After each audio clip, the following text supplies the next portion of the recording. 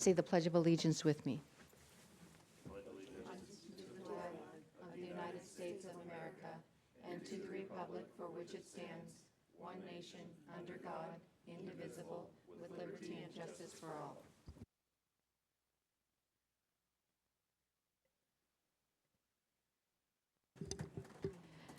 Okay, we'll start with roll call. Councilman Loy. I'm here. Councilwoman Kesty. Present. Councilwoman Diamond. Present. Councilman Henderson. Here. Councilman Koch. Present. Councilman Burns. Present. And Councilman Lavaca. Present. Okay, looking for approval of the agenda. Do we have a motion? Motion to approve. Thank you. Do I have a second? Go ahead. I'll second. Okay, thank you. So we have a motion by Councilman Henderson, second by Councilman Koch. All those in favor signify by saying aye. Aye. Opposed, same sign. Motion carries. Consent agenda, items 1 through 4. Do we have a motion? I'd like to pull transaction number 9522, 9532, and 9576 for discussion.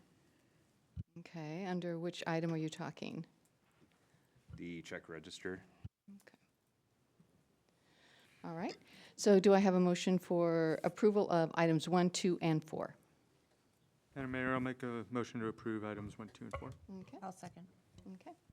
So we have a motion by Councilman Lavaca, second by Councilwoman Diamond. All those in favor signify by saying aye. Aye. Opposed, same sign. Okay, moving on to those in question for item number 3, the check register. Do you want to take them one by one? Yeah, I would. So I'd like to start with 9522. It's for County of Skagit Public Utility. And the line item on there is for the senior center for $6,258.58.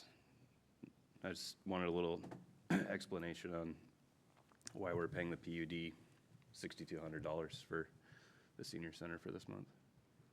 I don't have the support for each transaction, so I don't have that available at this time. Okay. And May then, I ask a question on that real quick? yeah. Is there that's a pretty large bill. Do you have any idea?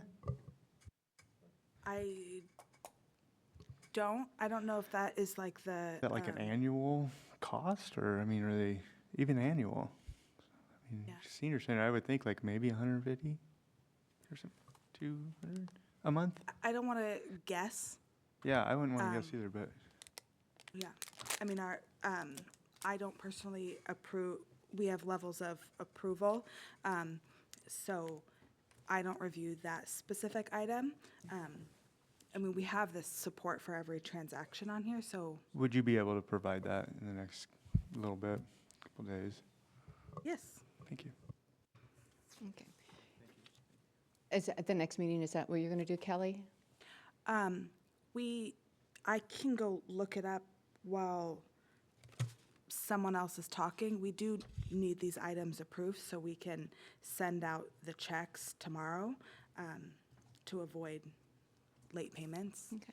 Well, then, Councilman Henderson, do you want to address the others? And maybe Kelly will know some of them, maybe she won't. If not, she can get those information as well. Yeah, we can move on. All right, so item number 9532, it's for 2 transactions for Family Promise of Skagit Valley. It's 551, or 116, the fund that's coming out of. Correct.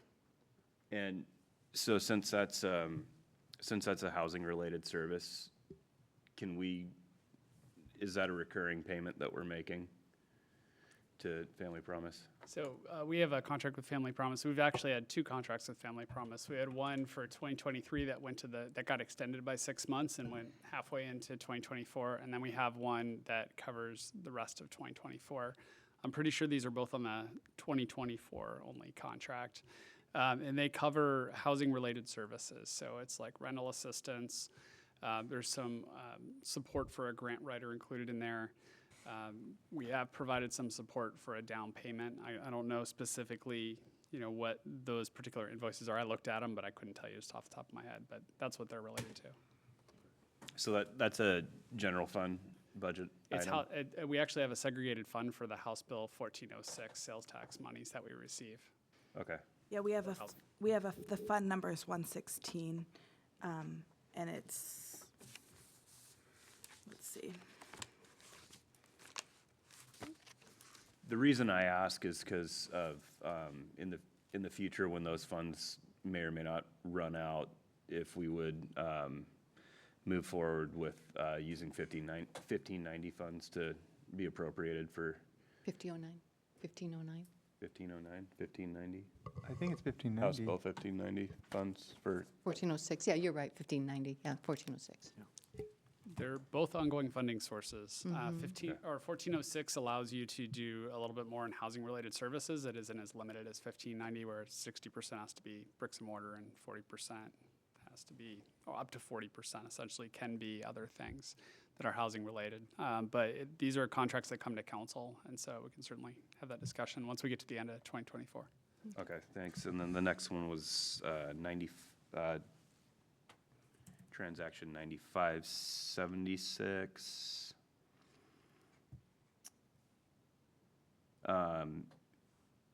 Here we are. It just says Chamber of Commerce for amount of $7,500, but it doesn't list what it's for. I believe that is for their lodging tax grant. So every year, the city receives lodging tax or hotel motel tax, and then the Lodging Tax Advisory Committee makes recommendations based on applications and it's primarily for tourism promotion, and then those get approved by city council, and then once they've completed whatever project activity, they submit for reimbursement, provide the city with all the necessary information, and then we reimburse them. So you can see that's out of fund, the first part of that, oh, it's up there, is 108. 108 is our lodging tax fund. So those monies are included in the budget and specific for lodging tax revenue and lodging tax expenditures. Okay, thanks for the explanation. So if we could get an answer on the Sure. PUD one. Yeah, before we can approve the check register, item number 3 under consent agenda, we'll just wait for your answer, Kelly, so we'll move on, and we can come back to it when you have the answer. Thank you. Yeah. Okay, moving on to city administrator report. Yes, thank you, Mayor. So I have one item this evening. We're going to just show the video that we just created in a partnership with ICMA. So Woody, I think, has the video, and we'll pull it up and press play. 5-minute video.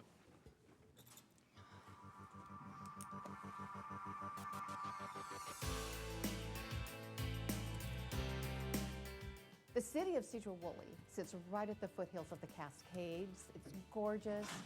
We usually are the first to receive the snow, the frost, and the fall of the year. It's wonderful.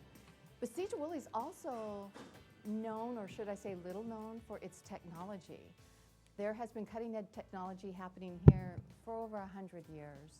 And this is technology that has actually gone around the world. So it's not like something that just happened within our community or within our county or within the state. I'm talking about people who are out-of-the-box thinkers and creating those types of technologies that are changing the world and impacting the world. The city of Sedro-Woolley is a great place to live and work. It's friendly. You can walk down the street and people say hi, whether they know you or not. And all the business owners will stop and say hi. It's just a great feeling. The Swift Center was the former Northern State Hospital campus. It was a mental hospital that the state built in 1912. It was an Olmsted Brothers design. So Olmsted Brothers is a really significant national landscape architect. They designed Central Park in New York and the Golden Gate Park in San Francisco. The state closed it down in '72. There were a variety of uses on the site in between the closure and then the port taking ownership of it. We took ownership in 2018, and our purpose was to bring it back into local control and make it something that the community could really access, interact with, and make use of locally. It's a really important local campus. Our future vision for it has really been led by the community, and that vision is to have more of a mixed-use destination campus. The primary change has been the fact that the campus is now open and there are designated pedestrian routes so people can come out, walk their dog, take a run, have a picnic, bring the kids out on a bike. So that's probably the most significant new thing happening on the campus. about a third of the campus is a federal Job Corps site. And so Job Corps has been active the entire time. That's a big part of the identity and use of the campus. And we're working on a new project with the Northwest Innovation Resource Center to locate an innovation lab on the campus. Janicki Industries started 1993, but we're lifelong residents of Sedro-Woolley. My grandfather homesteaded in this area, and my father was, born and raised in this area. There was a family of 10, and we've grown up here. We have multiple businesses over the time, logging and construction and that sort of thing. And we've developed into a major aerospace company since that time. Sedro-Woolley in Skagit County is a little hidden gem, and people don't realize how beautiful it is and what a great place it is to work and raise families. So we've been really fortunate, and we have really, really great people. The reason we came to Sedro-Woolley is because we found when we were permitting our projects, we could trust what they were saying. And that goes a long ways in a real estate developer-builder relationship. If you can trust the jurisdiction that you're working with, that they're gonna do what they say, and that there's gonna be no obstacles thrown at you down the road, then it's a good place to do business. Sitting at the foothills of the North Cascades, Sedro-Woolley actually lends itself to that kind of adventurous soul, somebody who would like to hike. We do have the Pacific Northwest Trail that goes right here through Sedro-Woolley, but we've actually taken it further. We have a trail, it's called the Cascade Trail, starts here in Sedro-Woolley, heads east, and it goes all the way up to Concrete. You can bike, you can walk, and the beauty of that is the natural setting that you're going to see, the wildlife, the trees that you will experience. We have a great event calendar all year round. Starting in June, we have Blast from the Past with a car show, a vendor fair, and live music all weekend. Then we go into July, where we have a Logger Rodeo parade. It's the longest parade in Washington history. For Christmas, we have a lighted Christmas tree parade. It's just an old-fashioned Christmas. It's a kind of a hallmark moment where we have a tree lighting celebration, but before that, the kids get together and they make ornaments, or they have a petting zoo. It's just a lot of fun, and we bring about 12,000 people downtown.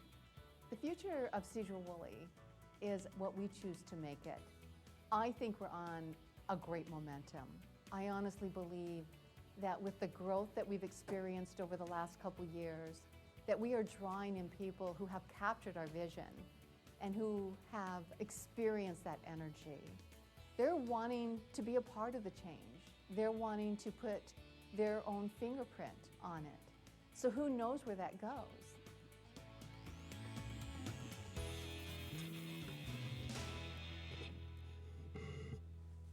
So we've had that video out on social media. We've got a 1-minute version as well. We also were able to keep all the footage that was filmed. And so we've got the ability to cut and recut that. And we're going to use some of it for the website work that we're embarking upon.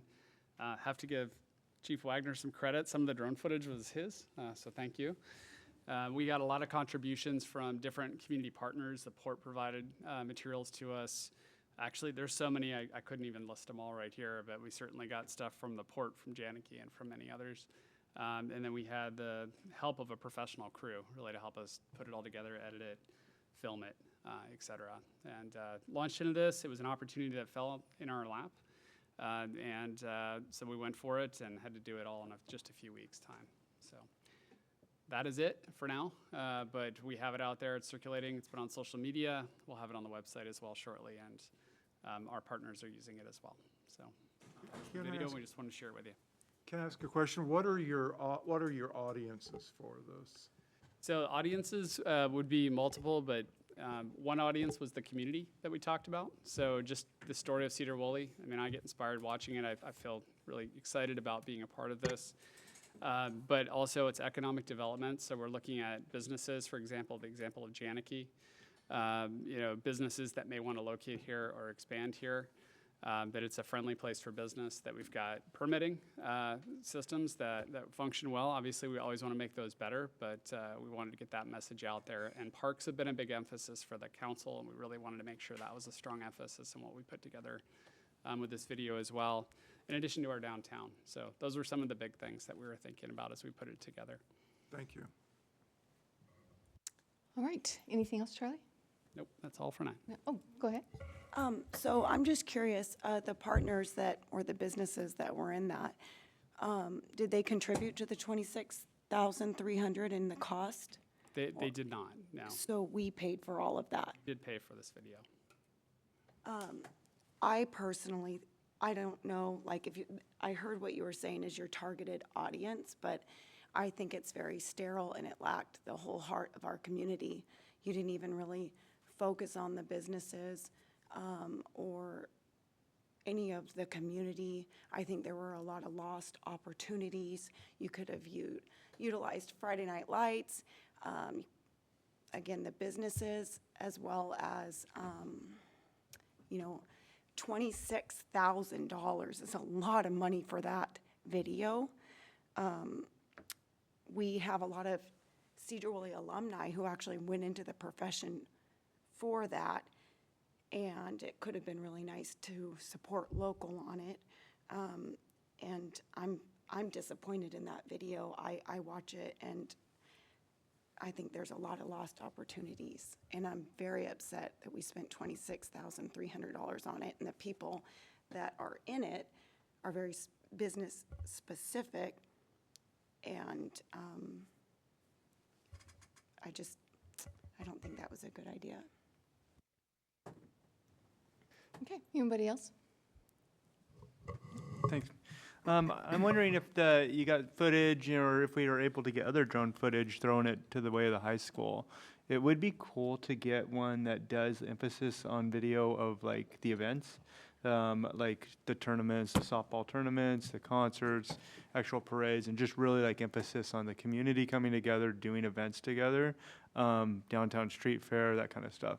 That'd be fun, and I think that the students at the high school probably would have a lot to learn in that process and a lot to contribute as well, possibly. Yeah, we talked with the school district. They weren't comfortable giving us a lot of footage right up front, but they do have some stuff, and we're going to continue that conversation. I meant them actually building it, Yeah. not providing the footage. Okay.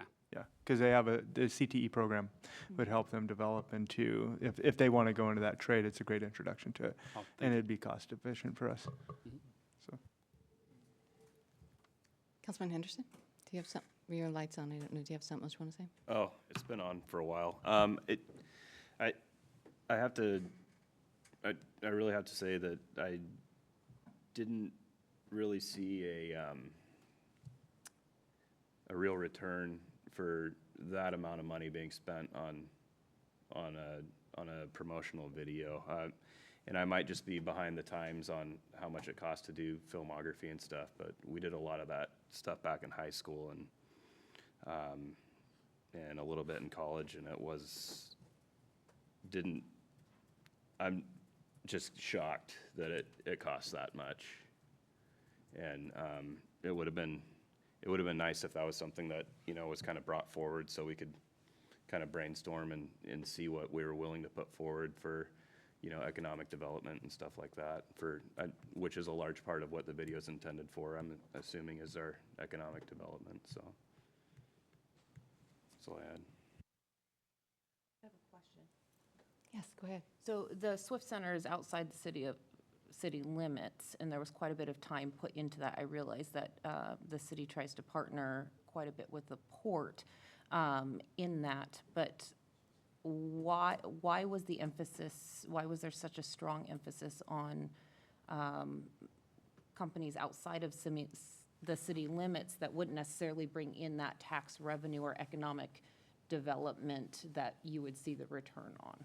Sedro-Woolley includes, the Swift Center's within the city limits. So we have a sub-area plan for that area.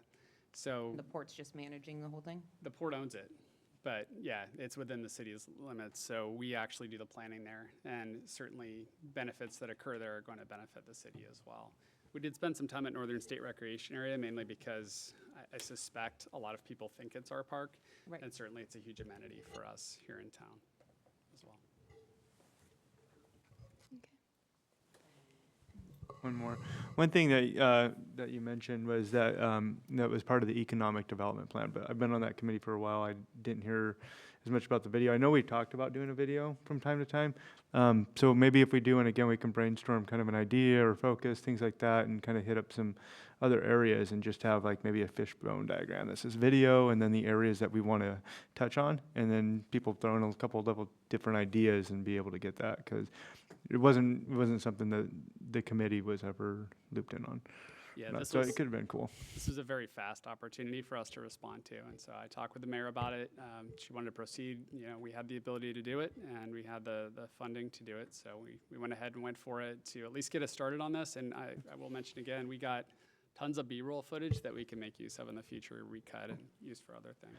What was the urgency? What was the time? I mean, was it that we had limited resources that were moving out of the area or whatnot? Because we'd been talking about this. I think I had one made. I paid.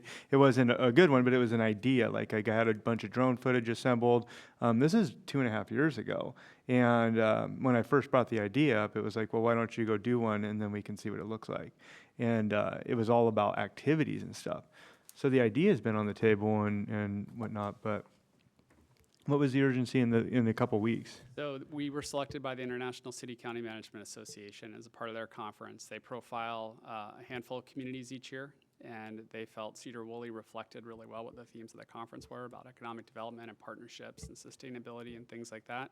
So they reached out to us, and the opportunity was the conference was coming in about a month. So we had about 3 weeks to put this together and worked really hard on making it happen. It's an opportunity to get us out there internationally as well, which is, you know, always something to consider. So we considered it, and for economic development purposes, thought it would be a good opportunity. Okay. When did that happen? Is that when you were out? No, this all happened from about mid-August until it was shot right after Labor Day. No, the decision from the agency you mentioned. The ICMA, when did they reach out to us? It was in August for the conference. That was third week of September.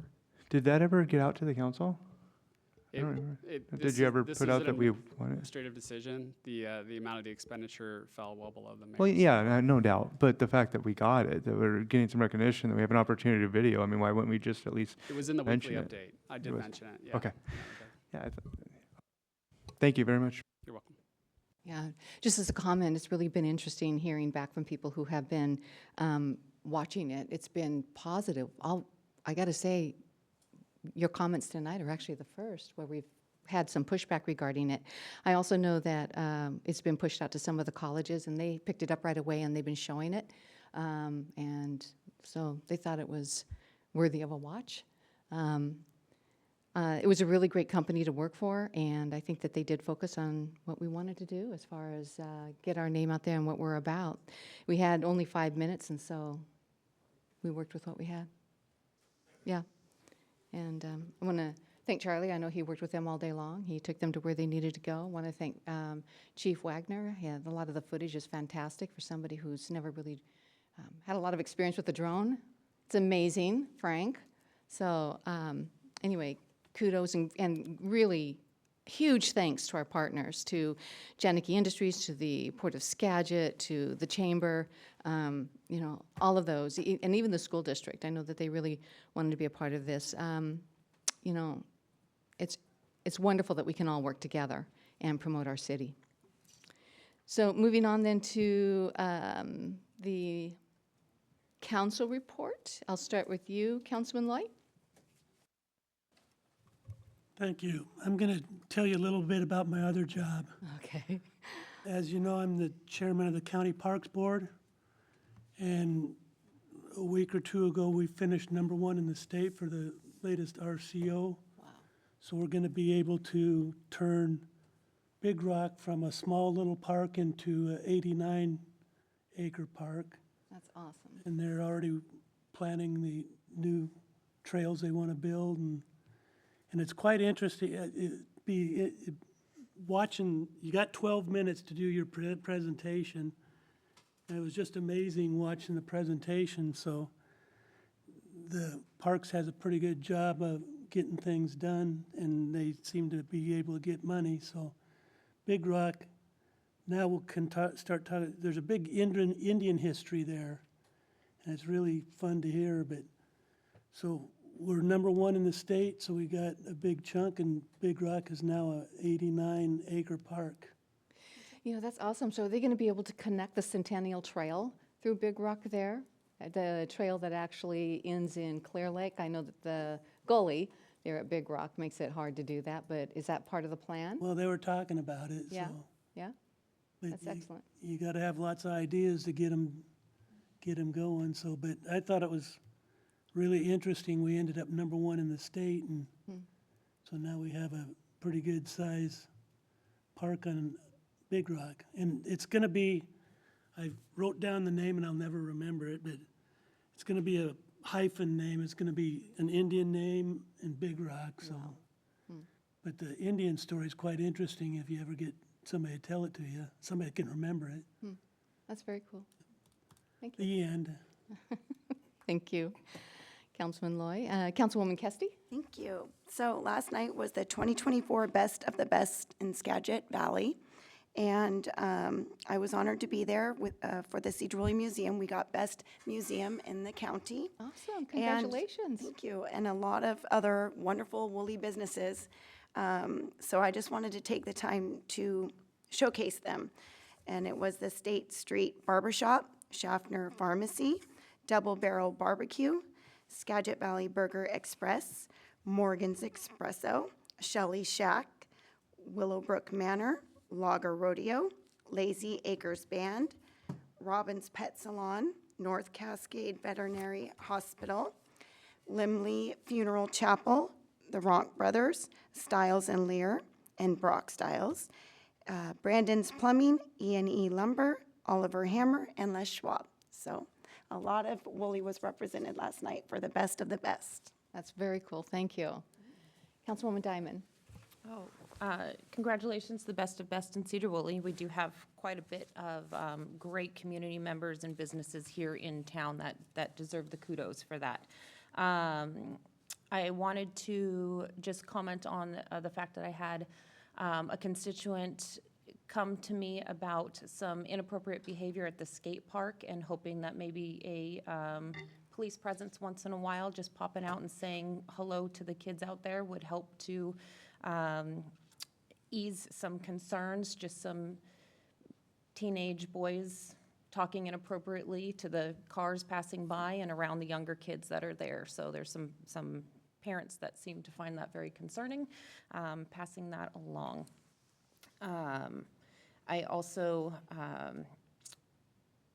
wanted to pass along the fact that I actually had some comments on the video that some constituents saw on Facebook. They also had similar comments to what we heard on council here. I had 2 different people tell me that it looked like it was definitely not designed for the small town that we are, and didn't feature the parks or the community and that real small town feel that we all seem to talk about and try to foster, and that it catered more to development and specific types of industry, and didn't really seem to lend itself to be open to new business.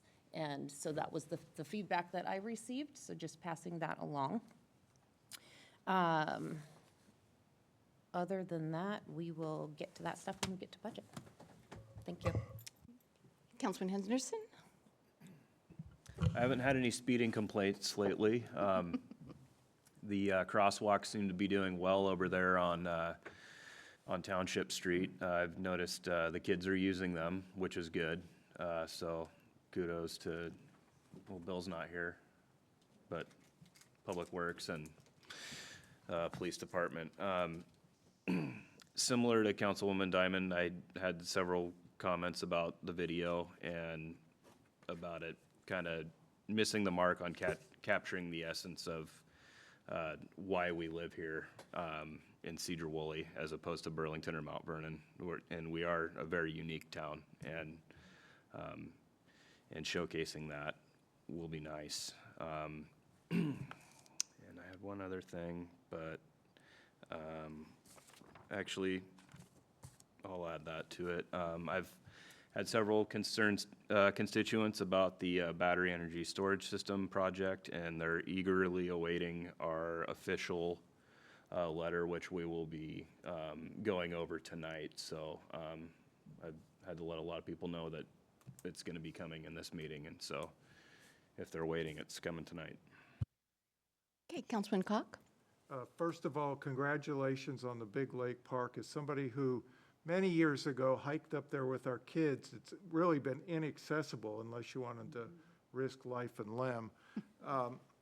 The Finance and Information Technology Committee met today. We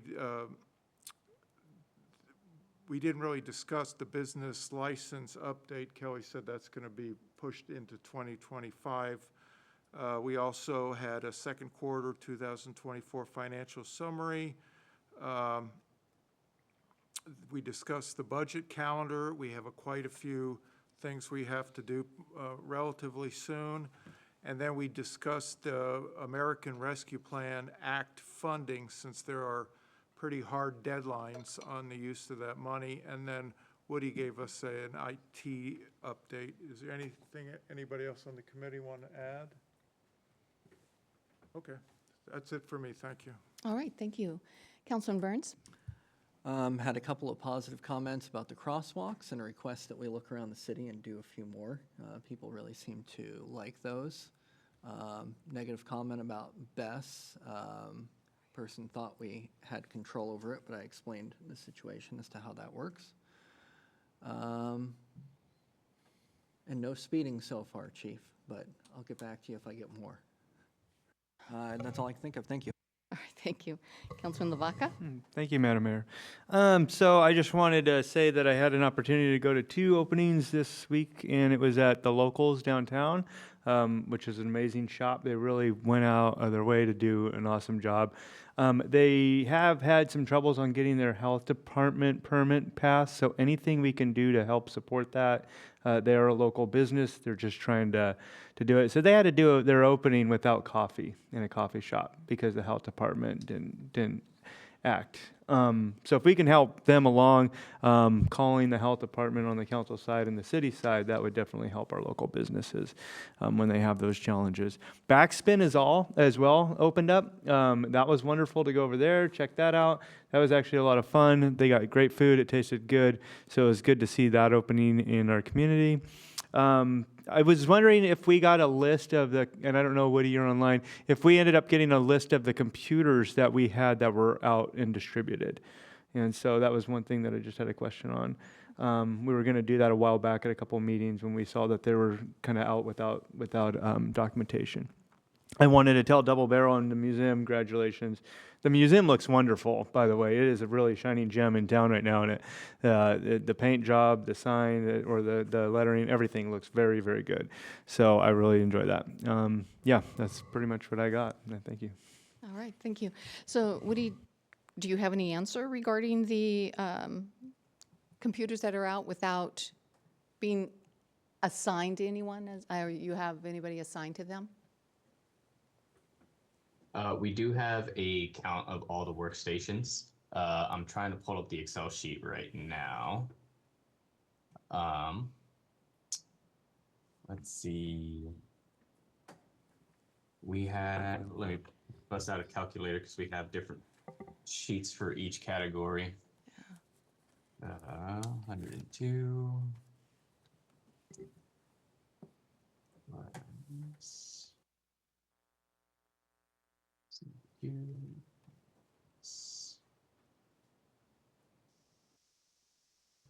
I guess I was just ensuring that you had just a list of all of them, you knew where each one was, and that none were missing. I know that we have a lot distributed around, and it's nice that I hear you typing through an Excel sheet, so that's always good too. Yeah, including the servers, we currently have 182 devices, and that's not including tablets. It's just laptops, workstations, and servers. We do have them all documented, and we have other methods of tracking shortly will be implemented. Were any missing?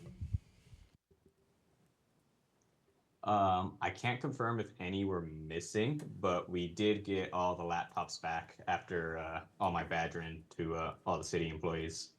From what I've been able to gather, we do have all the laptops that were purchased within the last 3 years. Thank you. Okay. All right, so kind of moving on here. This Friday is Homecoming Parade. It's at 5:45. It'll be in town. It's always a town favorite, and that'll be followed by the homecoming game at 7, so hope everybody can make that.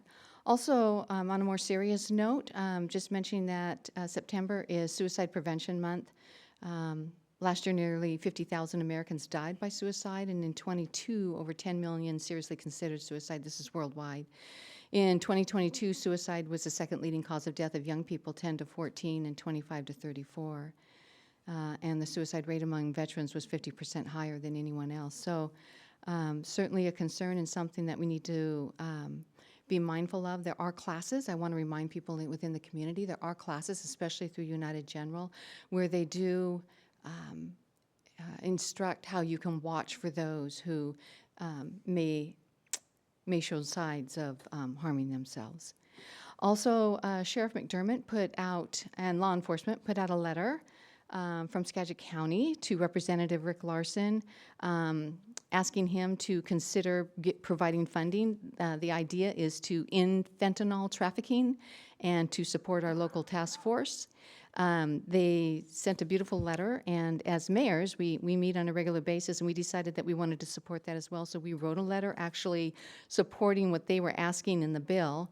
And in the bill, what they're hoping to do is have Representative Larson bring forth an amendment to the Title I of the Omnibus Crime Control and Safety Streets Act of 1968 to do an amendment which in part would provide grants that would combat the opioid trafficking. It would also streamline the grants because it's quite a lengthy process for those who are applying for it. And they asked that the grant would also be used for the hire and training of law enforcement, including building and supporting training facilities, expanding the existing multi-jurisdictional task forces, which we do beautifully here. Thank you very much, Chief McElraith, for being part of that, to procure equipment, technology, and portal systems. Also for the grant to not be less than 1 year, but not more than 3. So all of this is in part what they are asking. It's really a good ask, and it can make a huge difference. We've had presentations here where they've talked about how they've been able to really take out some of those entities that are spreading a lot of, selling and spreading a lot of fentanyl and other controlled substances. So with that, we're really hoping that we'll see some success with this. So thank you for being a part of that, Chief McElraith. And I really want to thank our partners, which are the other jurisdictions, for being willing to step forth and write a letter to Representative Larson and asking him to represent us in that field. Okay, Kelly, I know we're going to do a public hearing, but I thought that I would put the check register 9522 at the top of unfinished, so that when we're through with the public hearing, would that be okay? Or I can actually do it number 2 on the unfinished if you want. Yeah, whenever I have the information, so. Okay, all right. All right, so with that, we're going to move into public comment. We ask that people will keep their comments to 3 minutes or less. And we do ask that they will state their name and also how they're affiliated with Sedro-Woolley. So I have one person signed up, and that was Dennis O'Neill. So I'll start with you, Dennis. I believe Dennis was signed up for the public hearing. Oh, I'm sorry. Yes, you are. So if you can wait just a minute, I'm sorry, didn't mean to do that. Well, the public hearing would actually address the budget. So if you have a comment that's addressing specifically the biennial budget, then you might want to wait until the public hearing. But if anybody has public comment that they want to make kind of outside of that, please feel free to come forward.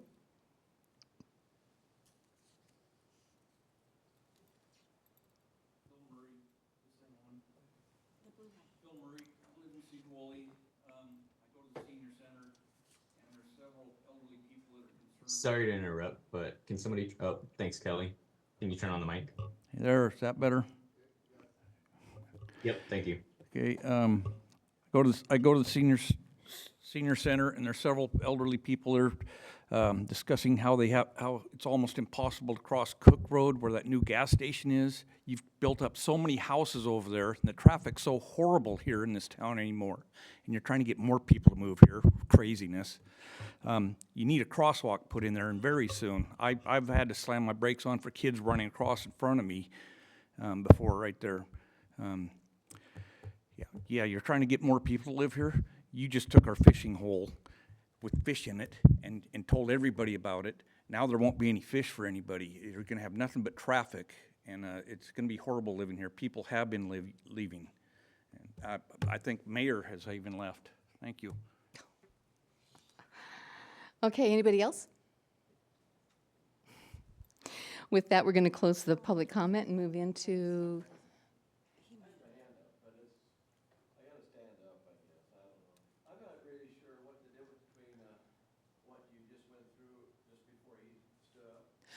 So with the public hearing, which is what you signed up for, it would be focused specifically on the budget that we're going to be talking about. By law, we have to have 2 public hearings before we can pass the budget. And that's what we're going to be talking tonight about. We're going to have our first public hearing tonight. Okay. Sure, go ahead.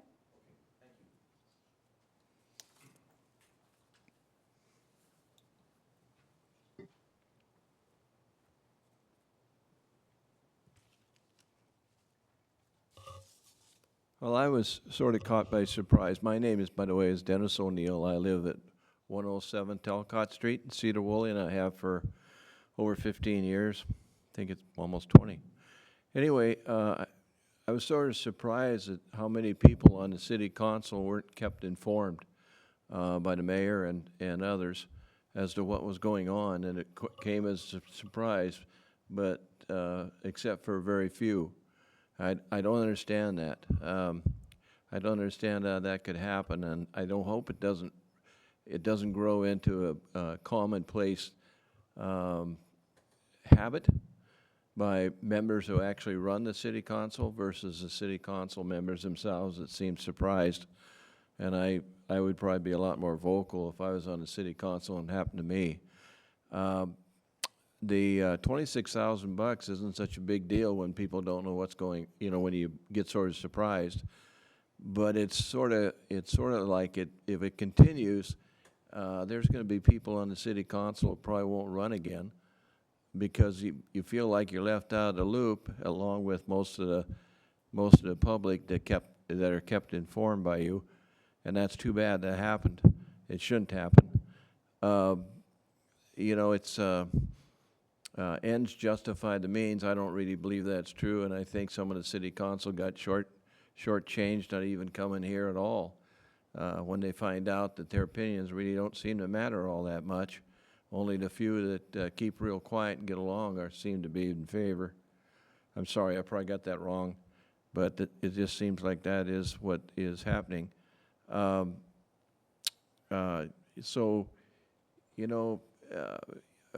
mayor, I'm not sure about this. I don't think anybody is. Don't know if you made up your mind if you're going to run again or not.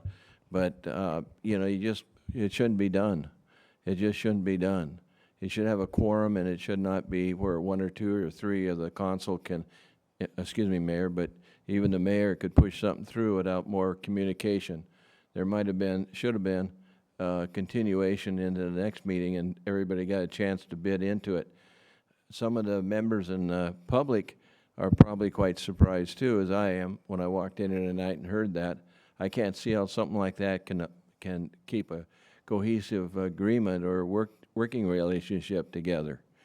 I don't think it's correct, and I personally don't think there's any excuse for it, but again, I didn't know what was going on either, so I'm just taking notes from listening to what was going on tonight, and I was disappointed that there isn't better communication. We got, Mayor, I think you're your second or third term, so you know how it's supposed to run, and there's other people that are here too Charlie has been here a while and members, and there hopefully will be a better communication where the public picks up on it and wonders, you know, who's running what, or if anybody is, or just select 2 or 3 out of what is it, 8 members on the city council, including the mayor. So I would hope that would be one of the priorities in the meetings in the future, that everybody's on the same page. I thank you for your time. All right, thank you. Anyone else? Okay, with that said, I'll close public comment now, and we'll enter into public hearing. The way the public hearing will go is we will have the Director of Finance, Kelly Conklin, who will talk about the 2025-2026 biennium budget, the revenues, and after she does that, I'll open it up to the public to make public comment if they would like to do that. Once I've closed that, then I will open it up to the council to do questions or comments or the like. So Kelly, I'll begin with you. Thank you. Would you mind pulling up the presentation that's in the council packet? So today we're going to talk about the 2025-26 biennial budget. So this is the first of 3 public hearings regarding the budget. So we're going to see a lot of information about the budget and talk about it several times before we pass a final budget. This budget specifically is regarding revenues. So it's a high-level look at the general fund, focusing on the general fund revenues.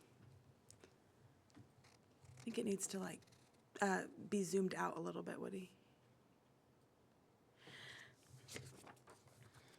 So the objective today, as I said, is a public hearing, high-level review, and then we're also going to talk about property tax calculation. If you go to the next slide, please. I also wanted to give some perspective on our next steps. So the budget that we presented here today, we're call it an unbalanced budget. This is all of the departments putting in their requests, their budget requests. We're going to, the next step after this meeting is on Monday, September 30th. We're going to meet as a management team and do a good review of the budget. We will be changing some items, adjusting, making sure we didn't miss anything. So this step today is just the first step.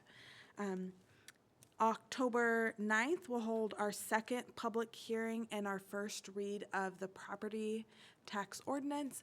And then I've attached a more detailed schedule, which we went over in the Finance and IT Committee meeting, is also attached and available on our website.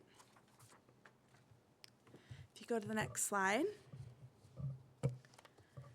So again, we're going to start with a high-level review of the general fund. So the general fund taxes, you see that big blue bar on top, taxes makes up 62.6% of our general fund budget, and you can see it's changed, the change over time. You can see, actually we'll go to the next slide, Woody. And taxes, there's 3 primary sources of taxes. The first one is property tax. In 2020, you'll see a spike in property tax.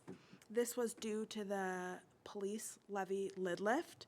You'll see another spike in property tax in 2024 due to our fire EMS levy lid lift. The next categories of taxes are sales tax and utility tax that we collect. So those are the primary sources.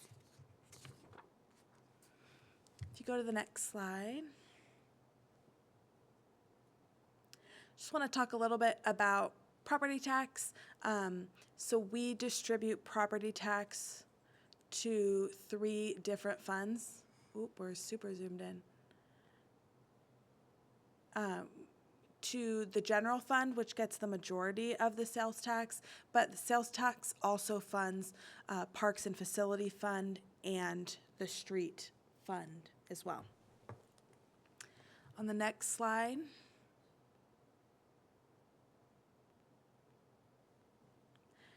So property tax, same thing. Property tax funds several different city funds as well, which include the general fund, parks and facilities, cemetery, street, and a portion is dedicated to the library.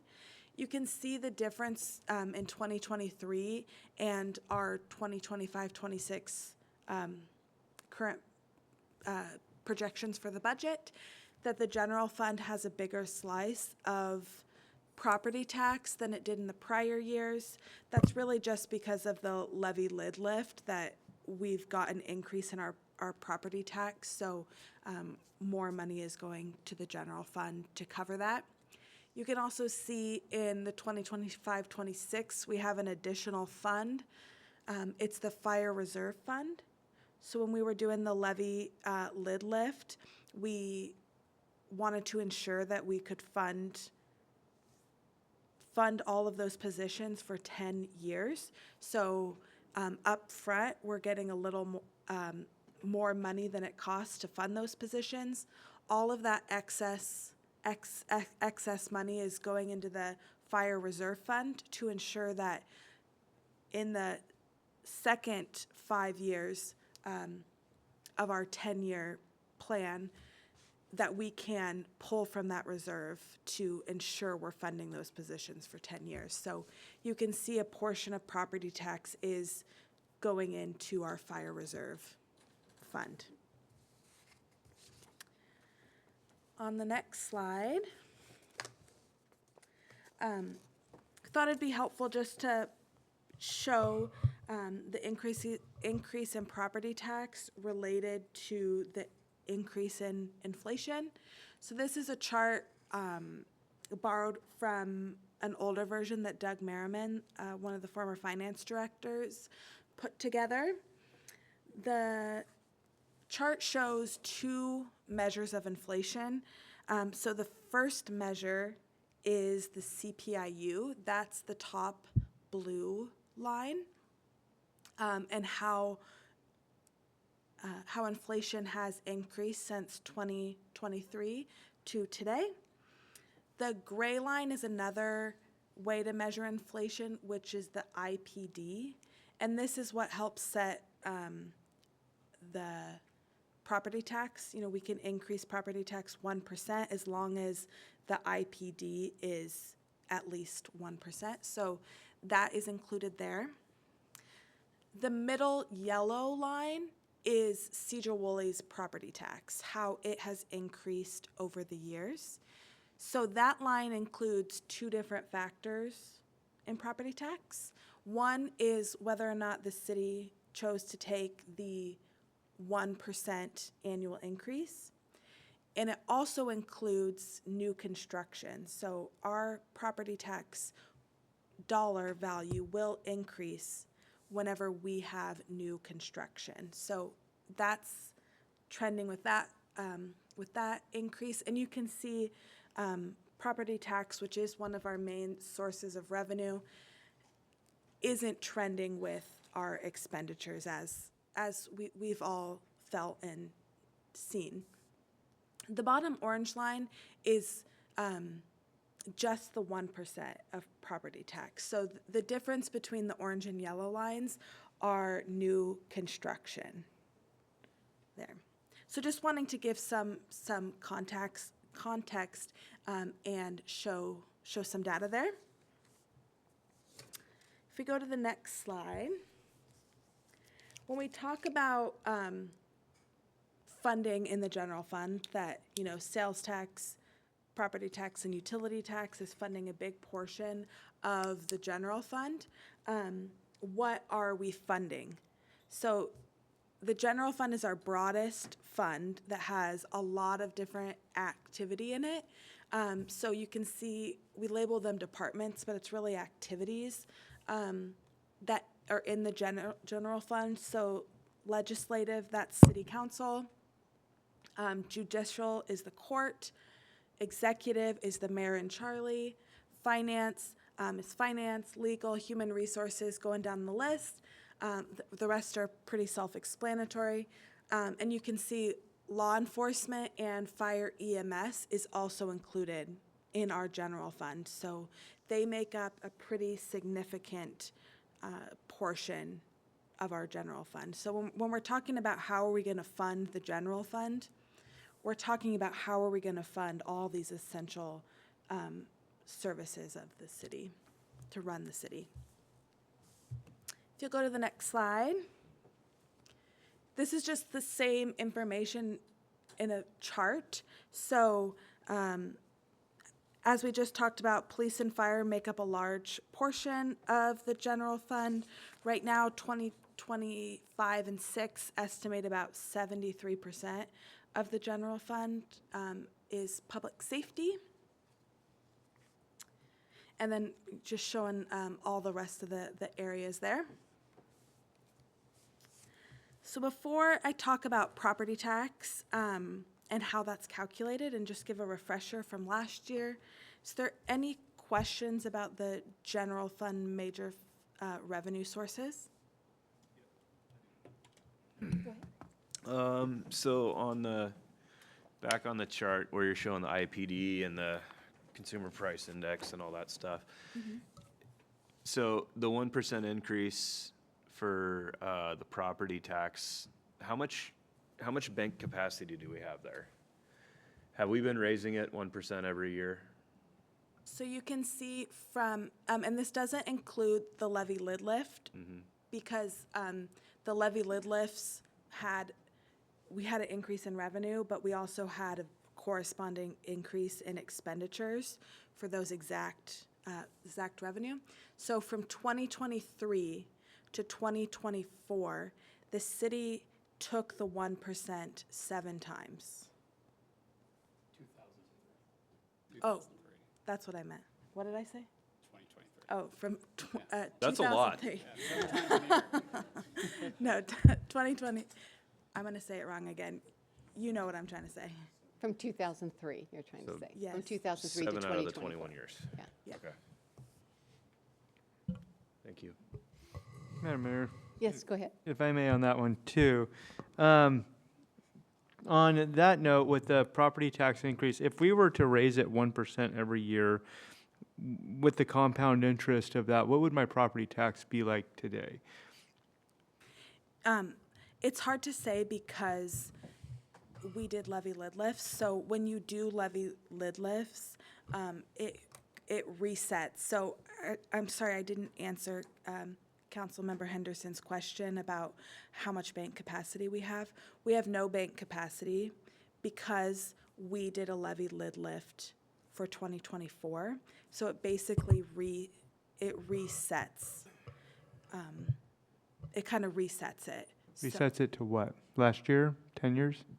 So when you do a levy lid lift, and we'll talk about this a little bit in property tax, you're actually setting the levy rate, which is not what you do in any other year. So last year we set the levy rate, and then the amount of money we collected is calculated based on that rate we set. So there is no bank capacity because we did that. And that was Councilman Henderson's question. I guess my question was on the rate increase, the 1% every year increase. Let's say we do a levy lid lift and you guys say, or whoever's powers to be say, okay, well, that rate is going to be at 5%, for example. It resets to what? To that 5%, and then we start the 1% growth from there, or it resets to 10 years ago, or what are we talking about? So if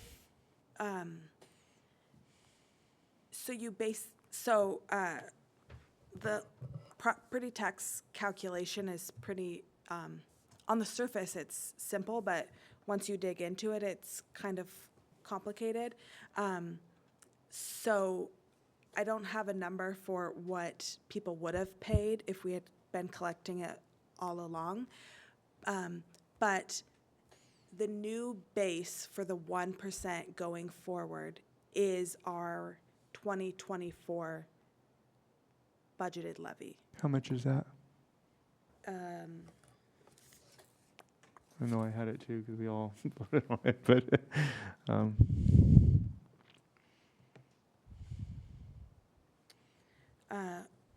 $4,860,891. so not a percent though. I think I was looking for like a percent because I am seeing my housing costs go up, right? And it's not because I'm buying more houses, it's I bought a house and then the property value rose quickly. And the assessed value rose quickly. And then the property tax that we place on that on 1% every year, I'm just wondering if we'd had that tax in place, what would I be paying now for my house, right? Would it be 30, 20% more than I would have? It's 18% from that point to that point, but that's not on compound interest. So I was just curious if you had that off the top of your head. Because things are kind of spendy right now. I'm almost thinking like, not maybe for the city's point, but for my point, I'm glad I didn't because my costs are so high right now. Right, so, I can't really, I don't have that answer off the top of my head. But it would be calculating it without the levy lid lift is what you're asking? Because what it's gonna be, So if we put in 1% every year, and right there it says it's at 6%, and then it pretty much stagnated because we didn't do any increases on it for some time. And then I think last year was the first year that we actually put, or the year before that was the first year we put in the 1% back in, and we hadn't been doing that. And so if we were doing that, that rate would have followed in line halfway with the trend line of our tax. So it would have been just under that, but it would have rose the same rate. Then we put in a rate, it's not going to go down. It would actually even go up a little bit higher if we did a levy lid lift. But then it would reset, okay, now you start doing the 1% off of that. So it would have kept going. So I guess my point is that the chart that we're looking at, the orange line being our current property tax, if we would have been raising it, it would have raised along with that yellow line as what it looks like just underneath it. With the 1%, and so my property taxes probably would have been a lot higher right now. well, your property tax, so it would have been like, there's like 11 years, there's a lot of years in there where we didn't raise it. So that line would be up by like 11 or 12 year percentages, right? If you increased it 1%. But like 27, I think. Your property tax in 2024 would be the same right now because we did the levy lid lift. So no matter what we did in prior years, because we did the levy lid lift, that is how much your rate is going to be in 2024, regardless of what we did in the past. Would have been the 2023. Would have been the levy lid lift, because it makes it seem like it goes backwards, like it resets to some 0 point, and then we start again. You don't have any, so banked capacity works because. But the bank capacity, I don't know what we're talking about. The bank capacity is where we don't raise it the year before, and now we have an opportunity to raise it now, right? Right. Capacity that's banked, but I'm not talking about like what we could have done. I'm saying if we did raise these rates consistently every year, then it would have put our property taxes at a much higher rate. And then the levy lid lift would have even lifted that a little higher. But you're saying it resets back to like, I don't know what year, but 2023, 2022? So like 2024, our budgeted levy is whatever I said, 4.86 million. That is our new base number for property tax. So, and the reason I just bring up bank capacity is because we can never go farther back and reach prior year's banked capacities. There's no access to prior year's bank capacity. We start with the 2024 budgeted levy, and then everything going forward the 1% will be on only the 2024. And if we accept it, you know, if we don't do the 1% this year, then we will have banked capacity to bring that forward in previous years, but we're never going to be below the 2024 budgeted levy right now. Thank you, Kelly. I think I'm a little bit more confused than I started, but thanks. Councilman Burns?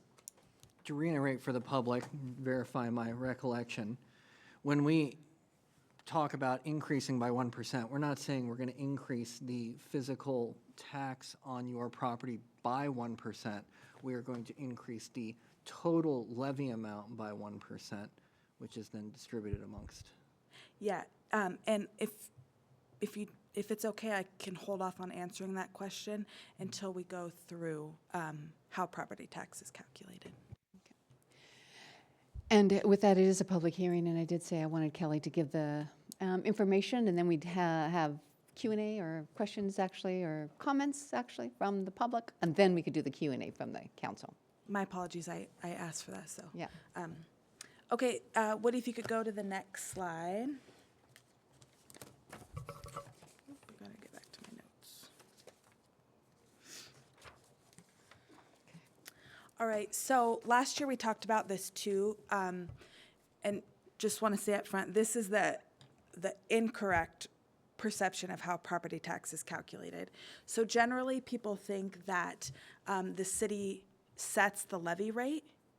So on most years, the city does not set the levy rate. So most people think we set the levy rate and then we multiply it by the assessed value, and that's how we get our total tax or our total budgeted levy. However, that's not the case. So if you go to the next slide,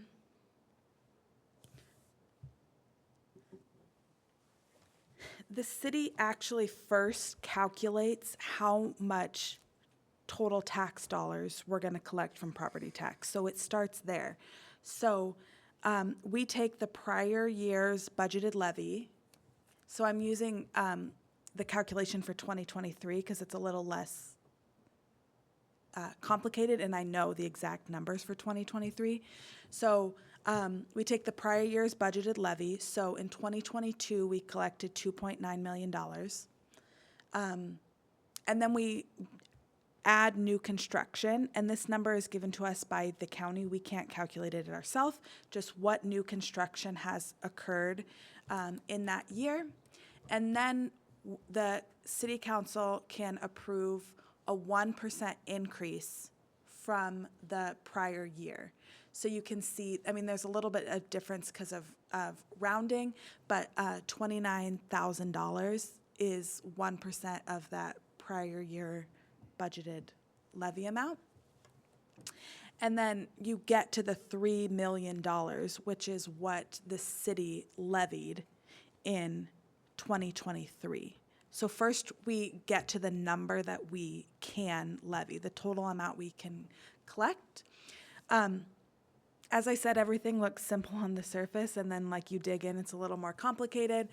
We also have individual properties who have exemptions on property tax, so they don't pay the full amount. So I've also included that here. So if you ever wanted to tie it back to the county records, that number is there as well. So that's the basic formula for how much money we can collect every year. If you go to the next slide, the county then takes that number and they, I think that should be divided by, they then divide it by the assessed value of property within Sedro-Woolley city limits. So the county does all of that. We don't have any control over assessing value. The county does that every year, assesses value, and the county determines a levy rate for Sedro-Woolley based on the budgeted levy we calculated, assessed value, and then we get to the levy rate. If you go to the next slide,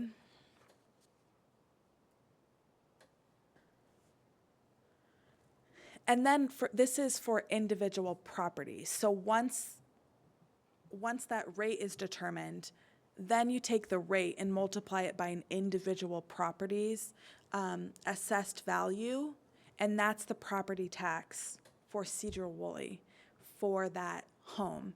So in this example, in 2023, our levy rate was $1.80. If you have a $361,000 home, you pay $651.31 to the city of Sedro-Woolley annually that year for property tax.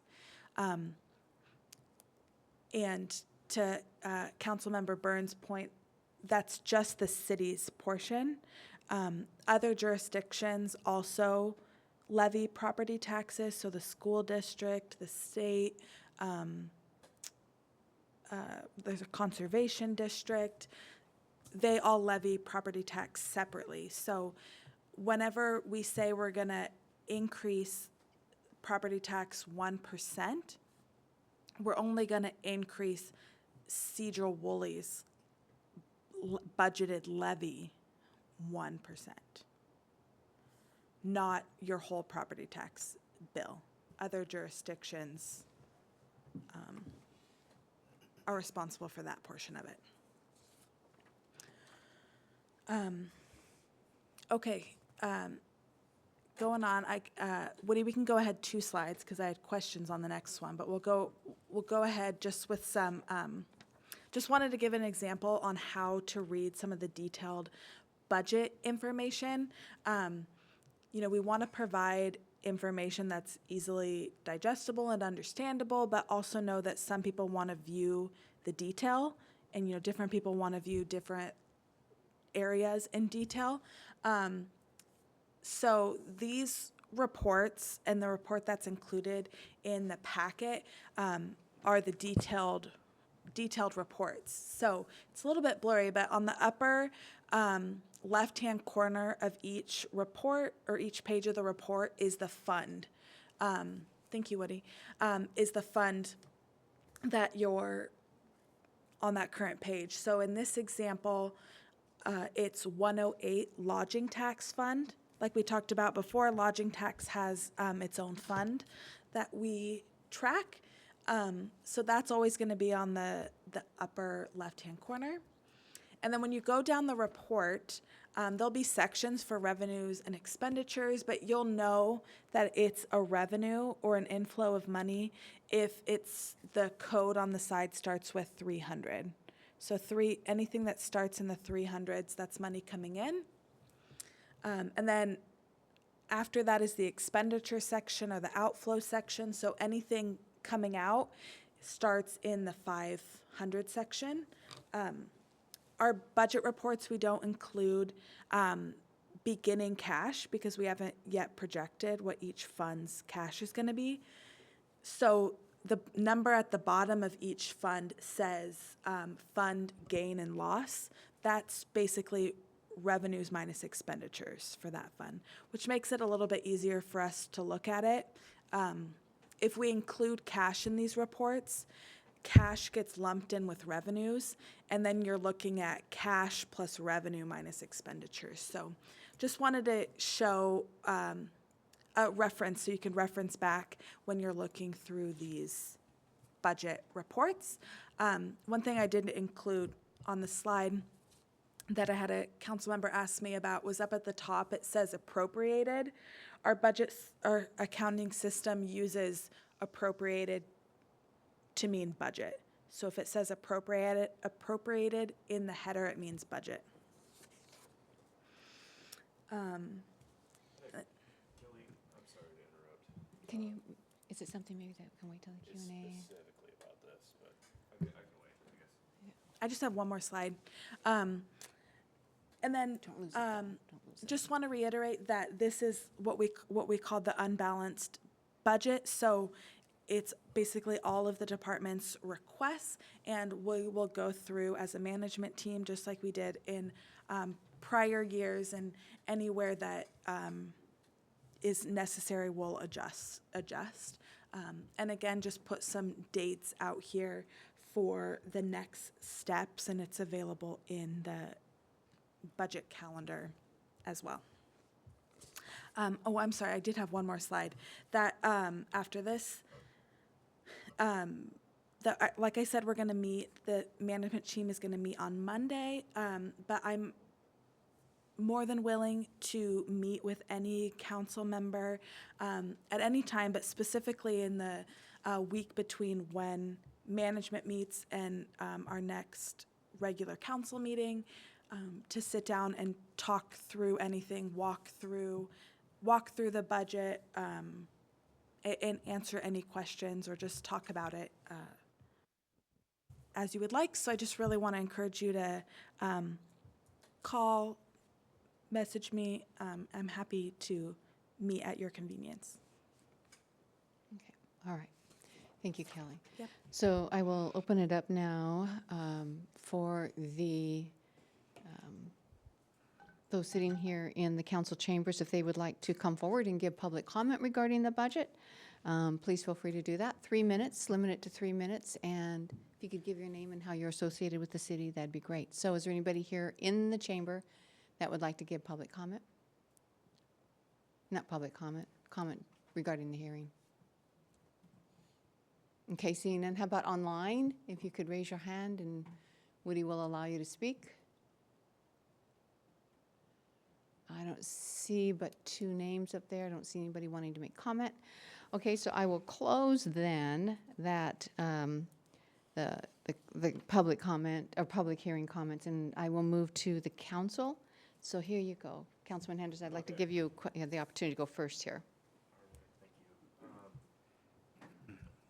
So, luckily I had somebody that was really good at budgets that was able to show me some things, because I was trying to follow this this page where you point out where the funds are on the top, and then it took me a minute, but I was able to do it a roundabout way. But every single one of these pages on the top where it says what fund it is, it just says 001 current expense fund on The largest fund is our general fund, so our budget software calls it the current expense fund, but 001 is our general fund.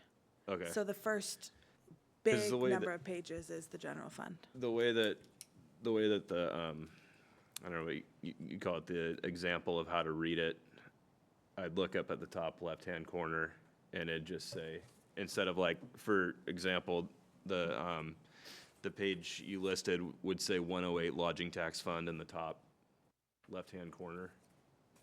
Yeah, I think pages, let me pull it up. Pages 1 through, oh no, that keeps going. Pages 1 through 31 are all, no, 30. Pages 1 through 30 are all the general fund. So if you flip through 30 pages, they're all going to be the general fund, because there's so much activity in the general fund. But if you go to, and that's page 31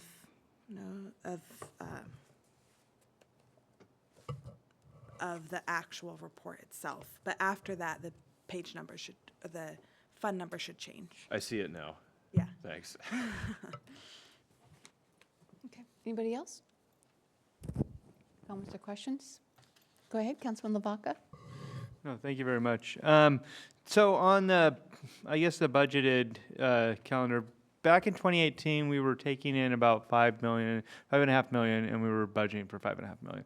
6 years later, we're taking in 14 million into our general roughly, and we're budgeting that for that 14 million, right?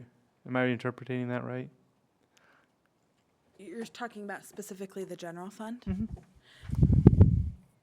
Right now, we have budgeted revenues of 14 million and budgeted expenditures of 14 million. Yep. So we've grown almost probably 280% or something like that in our revenue in our general fund over 6 years.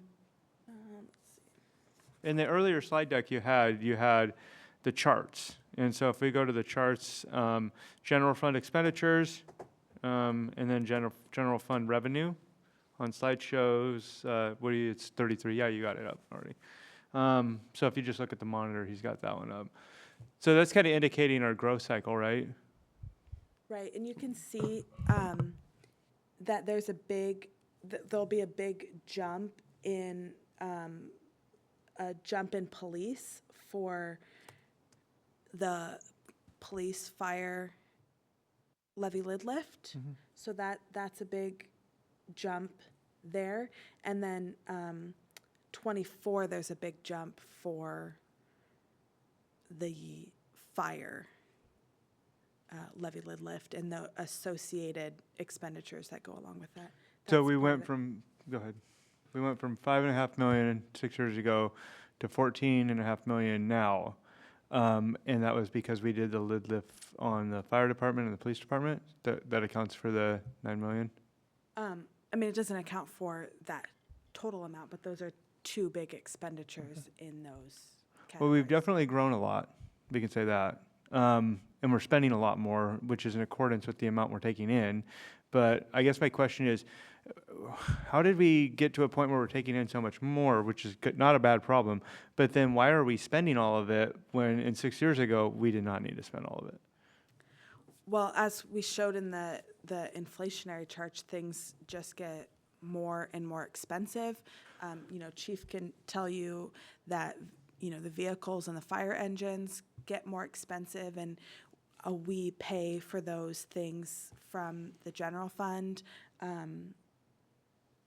Employees get more expensive. We got, That seems I think- contradictory to what we're hearing in the general media about like inflation's up so much or it's actually down is what the administration's currently saying or whatnot.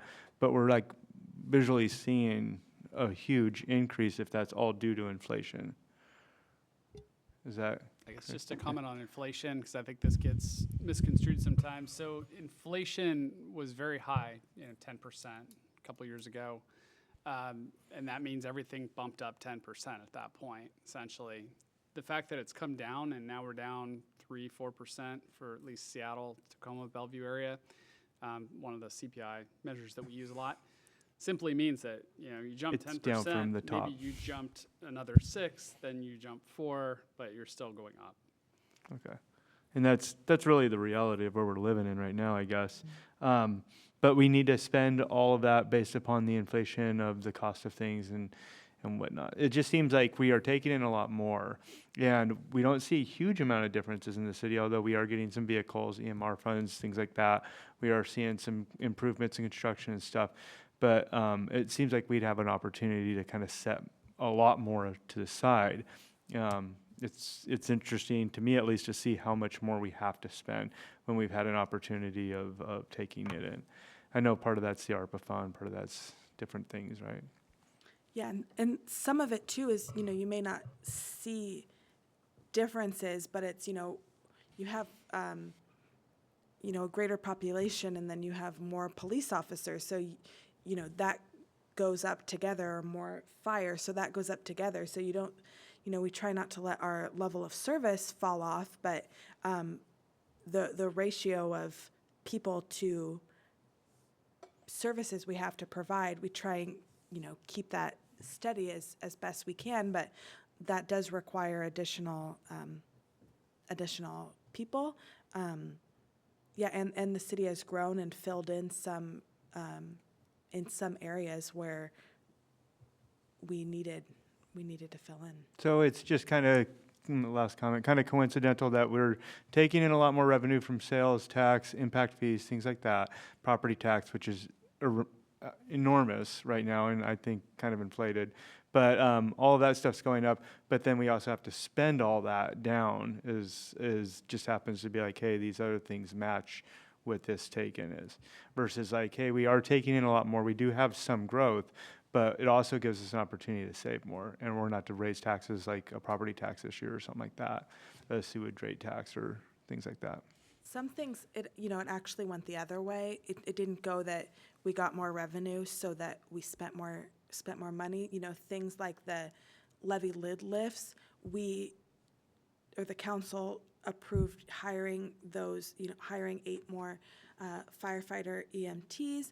And so we raised our revenue to match the expenditures. So it's not necessarily that we're increasing our revenues, so now we're going to spend more money, that we increased our expenditures, and so we had to increase our revenues to match. And generally, what we've decided to do is increase it to the level that we needed. Like, we didn't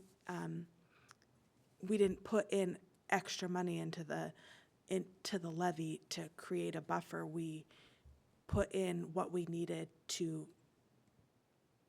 sustain it for 10 years. So, one thing follows the other. Is a little bit more funds. Last thing on sewage rate, property tax, and things like that. I don't think that a lot of the people in the community have that same opportunity with raises. So we are taking in more to match our expenditure, but they're not getting more to match the request we're asking from them continually. So I don't think that most of the community is seeing that kind of increase in their homes to help us with our increase of expenditures. Okay. Councilwoman Kesty. Thank you. Okay, so I'm a little bit confused, and so I'm just going to kind of talk this out. So when we're looking at the council packet with the budget, is it kind of like these are your wish lists? These are things that you would like to have? Because when I'm thinking about spending and cutting down in budgets, I'm just curious, when you go in here and you see these things and it says like 2025 includes mayor part-time to full-time, is that, and then the cost goes up considerably for that.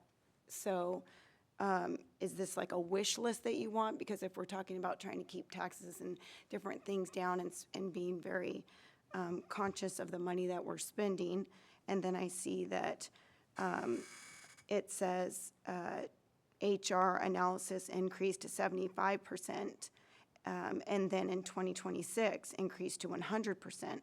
So are we kind of going above our means, or what is your guys' thought? Because when I see things like that and then we don't talk about making the move from part-time to full-time, and then you both would receive raises, like when do we talk about that? So we're not balanced yet. So what you see there is simply what the department submitted, and there's been no vetting, no discussion on what has come in yet. So we'll be doing that on Monday, and there'll be a newer version of this that will come back to the council after that. It's everybody's wish list. So the administration, the two of you, that's your wish list for it? There are a number of things. We're recommending various things, but not to the council at this point, simply to the team and to the mayor, and then we'll go through that process with the mayor to really balance it out, which is what we do every year. And I don't know that the departments would call it a wish list. I think they, and myself included, would say these are things that the departments need to run at high capacity, run efficiently, provide the best service. So I wouldn't use that phrasing, but these are the things that the departments have identified that they need moving forward. And just to reiterate what Charlie said, that we'll be going through it in detail because not everything is going to be able to stay. And that's why we look at the budget multiple times, internally and with the council. I guess I just kind of get a little bit upset because I feel like there's wants and then there's needs. And when we're spending like $26,000 on a video, it then leads me to my next question of how much is in our council reserve? I don't have the dollar amount there, but I think, do I have it? I think it's less than that. I think it's less than $300,000, but roughly that amount. And how much is in the executive budget? Well, none of the budgets are final, but let's see.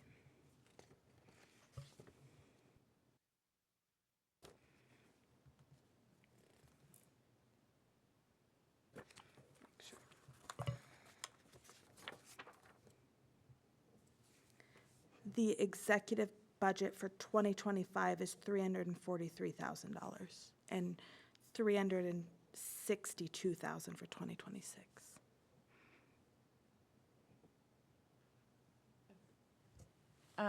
I'm seeing the same things and having the same questions, because I'm seeing big jumps in administrative.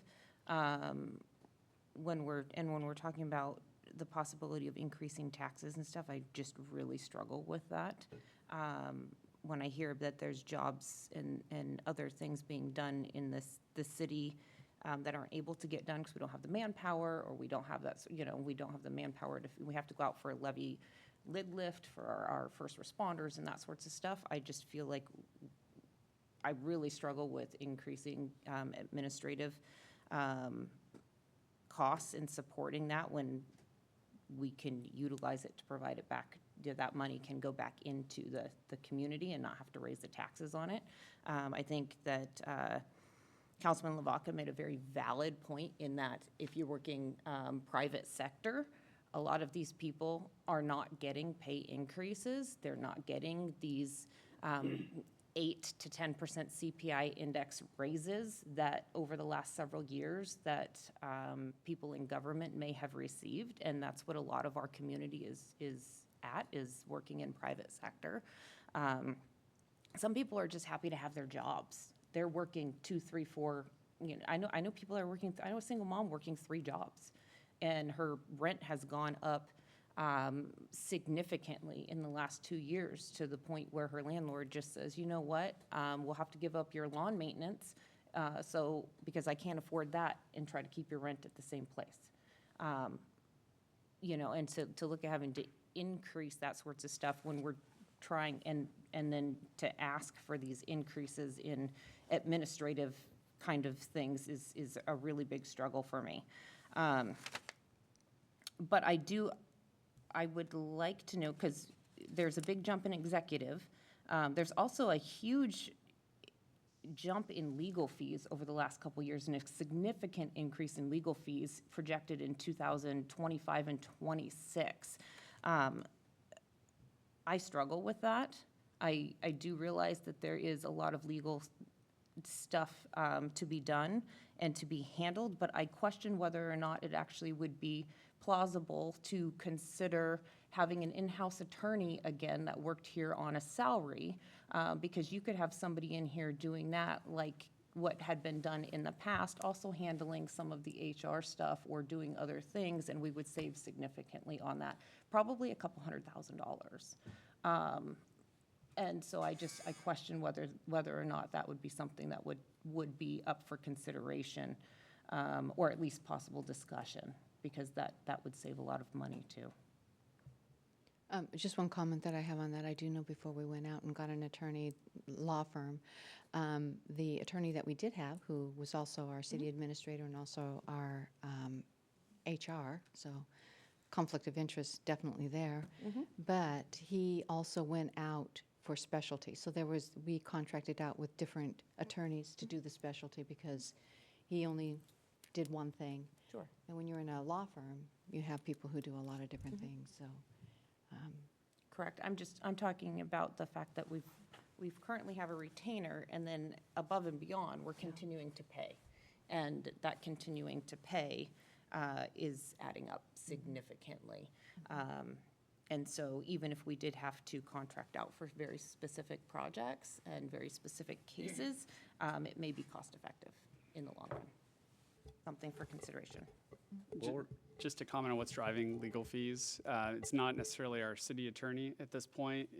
There are new Supreme Court standards that are coming down that are going to require us to pay our public defender 3 times as much. So you see that reflected partway through 2025 and then into 2026.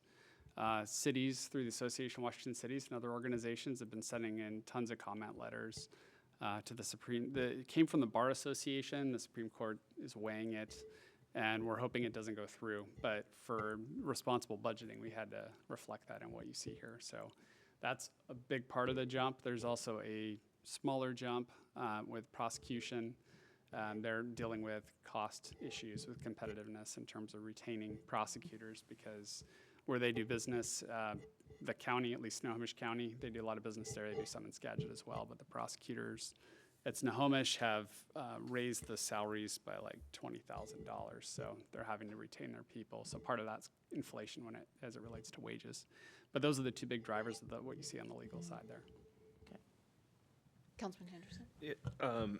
While we're on the subject of legal, that was kind of some of the questions I've been wondering over the last couple of months is when we get faced with things and we kind of get brought a dollar amount and we get asked, is it worth it to keep going? And we kind of get in this catch-22 of, should we keep paying our lawyer and like things have been brought up, like she's made comments that I didn't think were very appropriate. Like, I'd really love to litigate this one and I'd really love to get in there and do it, but all these people in the crowd are paying for it, you know? And so you kind of got to weigh it out where it feels sometimes like we're paying for our legal stuff a la carte. And if it'd be nice to have an attorney that we could walk into their office sometimes and, you know, have questions for and do things for. And thanks for bringing up the indigent defender thing, because I had redlined that one as how it jumped 300%. And I was wondering if we had gone into contract with like a local law firm to just handle that, and that's the number they gave us, or if it was the other thing, so. Unfortunately, driven by factors out of our control in that regard.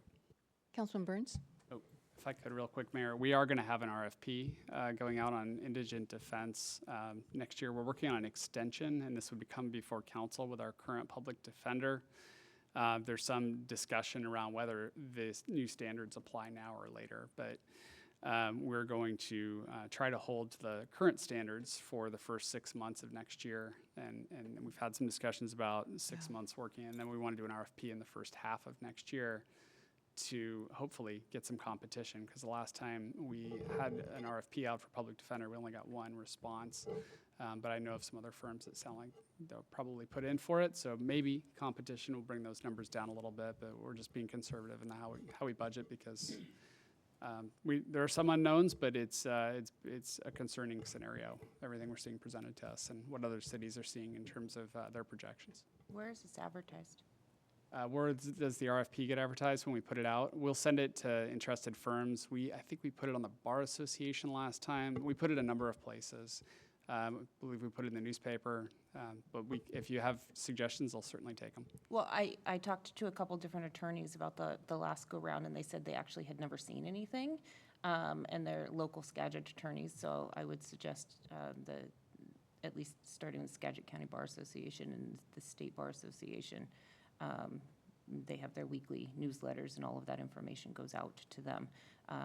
But I just found it interesting that they said they had never seen it, and we're pretty local. It was a while ago now. It was back in Right, that was a couple years. 2021. Right. But yeah, absolutely. And once we send it out, please pass it along as well. Feel free to do that. Okay, Councilman Burns? Just a quick question for you. I'll save most of them for when I schedule a meeting with you. The 2008 GO bond fund on page 48, was that building Firehouse 2? Look at it.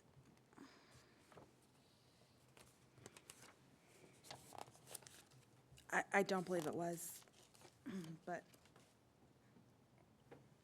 I was surprised to see a bond fund still going. what that page is far it out. on? 48 48.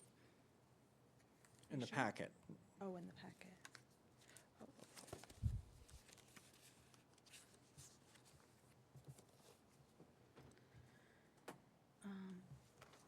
I think that's City Hall.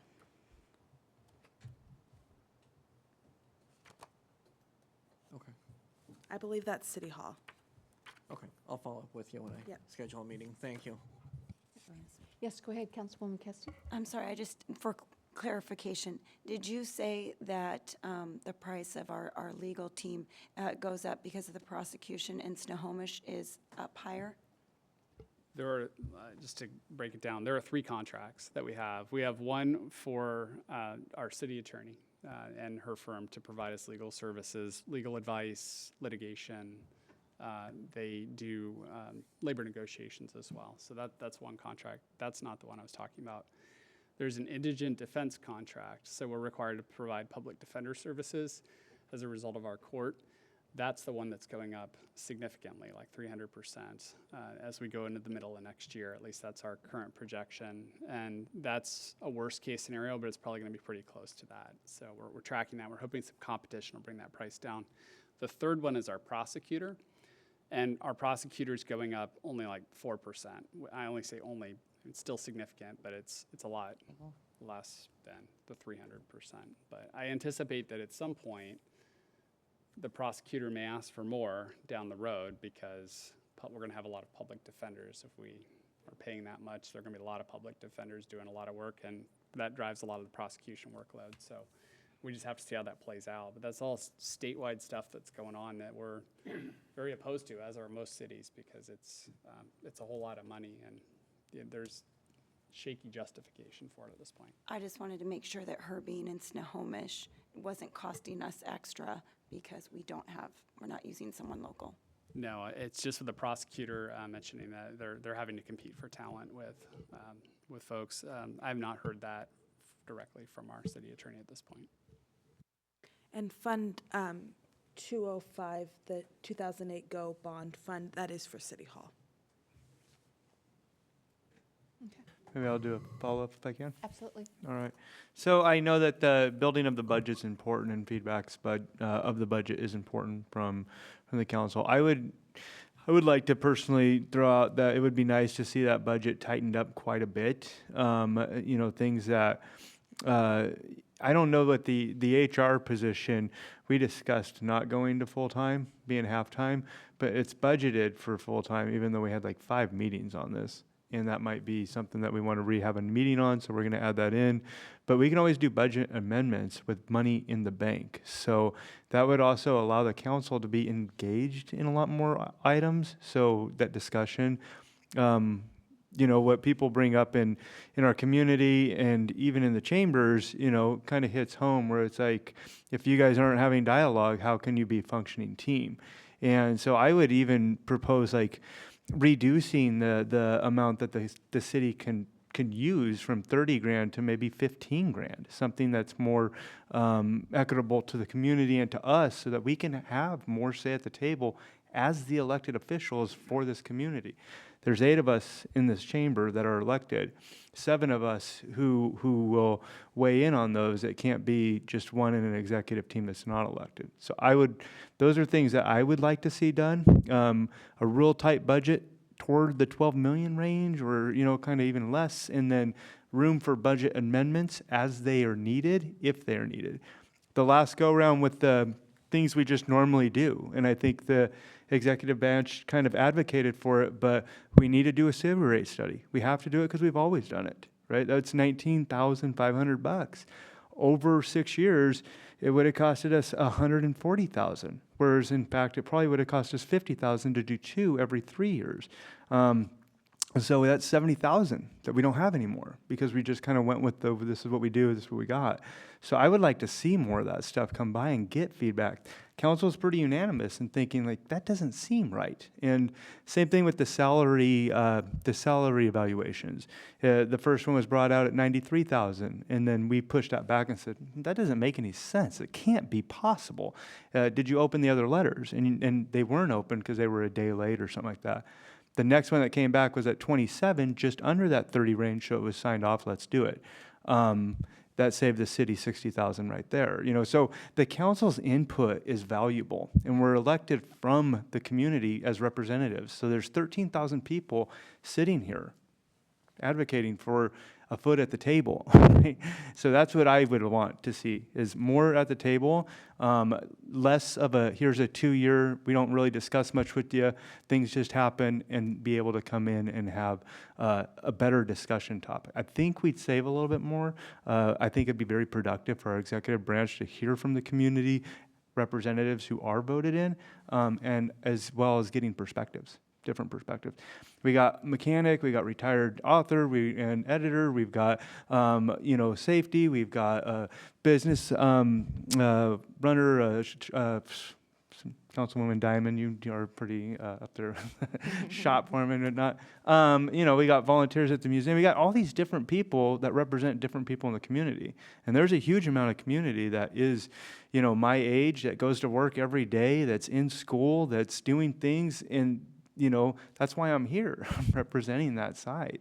And I think that getting that representation from every sector is very helpful. It will give perspective. So I would like us to go that direction, and those would be my proposals. All right, thank you. Councilman Loy? Yeah, it's been a long time since I thought of this, so when I'm wrong, let me know. There's something called zero-based budgeting, where every budget period, you do your budget.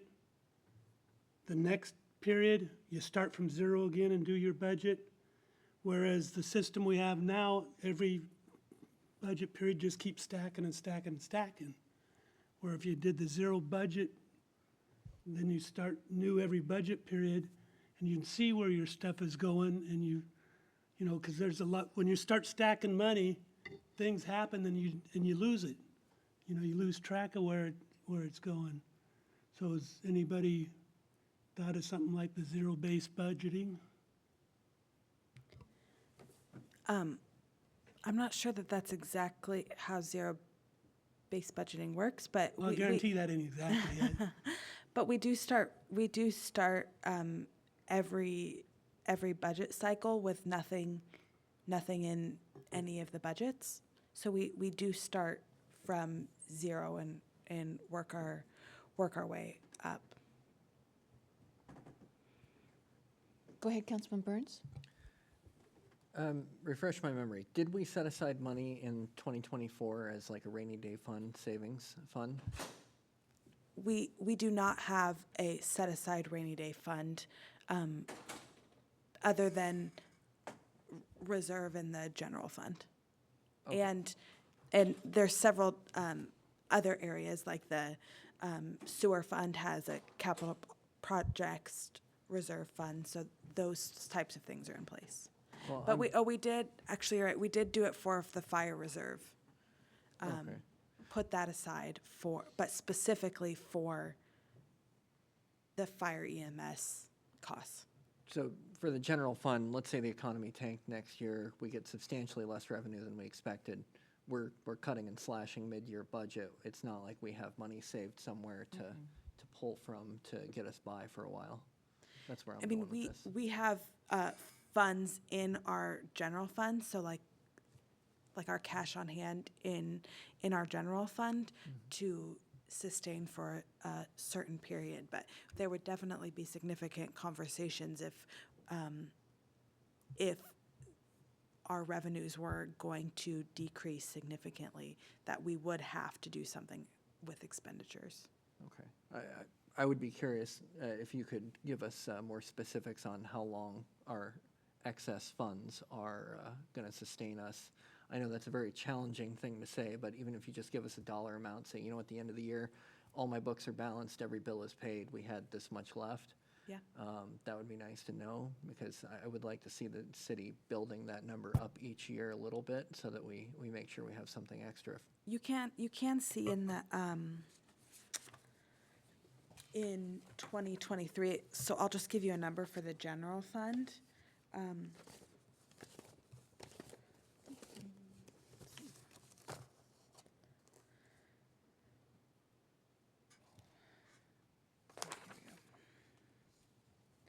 So in the general fund in 2023, revenues exceeded expenditures by $900,000. Okay. So we did increase. We did get in more money than we spent Okay, in the general fund. Sorry, when I saw that number, I wasn't sure if that was earmarked for something else in the following year, so I wasn't sure if that was actually just funds that had no allocation.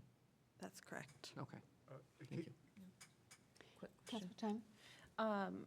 So I'm looking at page 56. It says transfer in city council strategic reserve fund. It says there's $300,000 there, but there's nothing actual noted for 2024 or appropriated for 25-26. Is that intended to be going somewhere? Or where did that go? So again, these don't have any dollar amount. So in 2024, we moved, it used to be the council strategic reserve used to be funded by water utility tax. But in 2024, that was moved to the general fund. So the general fund now receives the water utility tax. And there's currently no other source of revenue for the council strategic reserve. So in 2024, it was spending down some of that money for making additional payment to the City Hall building, $50,000 every year to pay off that debt, to reduce, the goal of that was to reduce interest payments. You know, the faster you pay it off, the less interest you pay. And then we also transferred some money out of that fund to fund the Parks Fund. But in 25-26, there's not currently any budgeted expenditures. But there's no council strategic fund left, so there's no fund for the council to be able to finish projects, put into any special projects, nothing. But we've got an executive and legal fees that are jumping 200, 300%. There's no revenue source into the council strategic reserve for currently planned for 25-26, but there is, I think, I think there's like $250,000 or $200,000 of cash in that fund that it doesn't show on this report because cash isn't here. But there is money still in that fund. Yeah, once it's gone, it's gone. Yeah. Right. Okay. I have a question. Yes, go ahead, Councilman Cook. So you mentioned cash. When cash isn't being used, is it swept into an investment account? The reason I ask is money market, which is cash, essentially, has been close to 5%. It's coming down a little bit with the recent Fed rate cut, but it's still way over 4%. And their online savings accounts are still over 5%. I'm just curious what happens to that money. Let me pull this up real quick. In the quarterly financial reports that we post on the website, and that we just briefly went over at the committee, we include how we're holding our cash, you know, in quotations. So when I'm referring to cash, I'm referring to cash and investments. So we hold the majority of our cash in the local government investment pool. So that is all, that's all governments, local governments putting money together.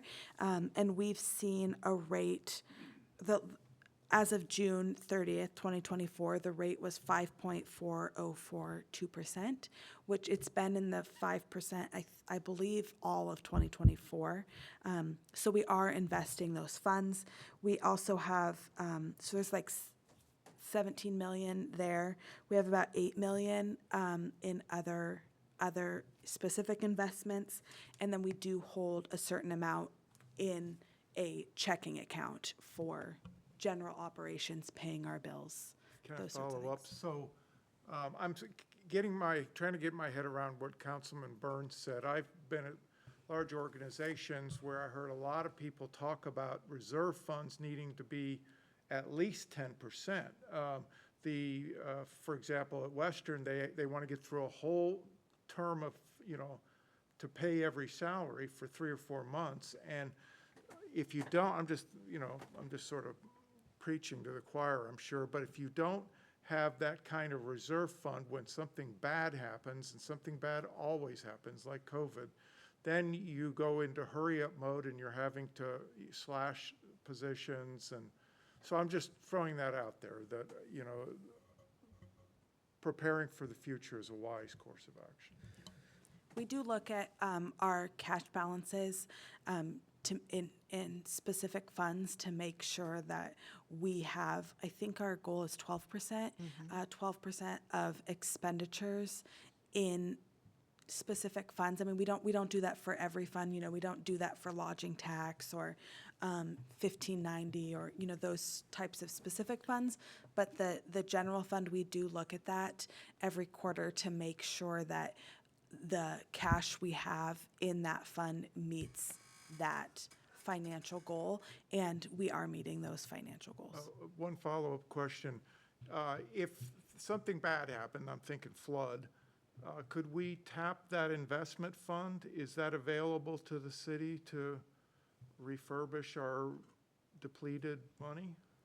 Yeah, so the city's cash, like the cash that's in the general fund right now, is not specifically tied to the investment. So the total cash balance in all of our funds equals the total cash balance in all of our cash investment funds.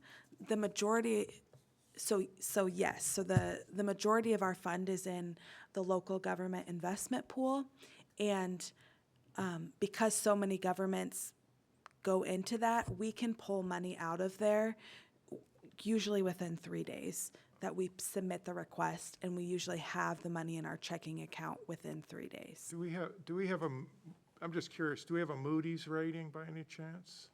I believe we do. I haven't looked at that. Because the amount of money you have in reserve and investments plays into that. Yeah. It also makes it a lot easier, the higher the rating, to borrow money. Right. Right. Good. Councilman Henderson? So this is a lot of good information, Kelly.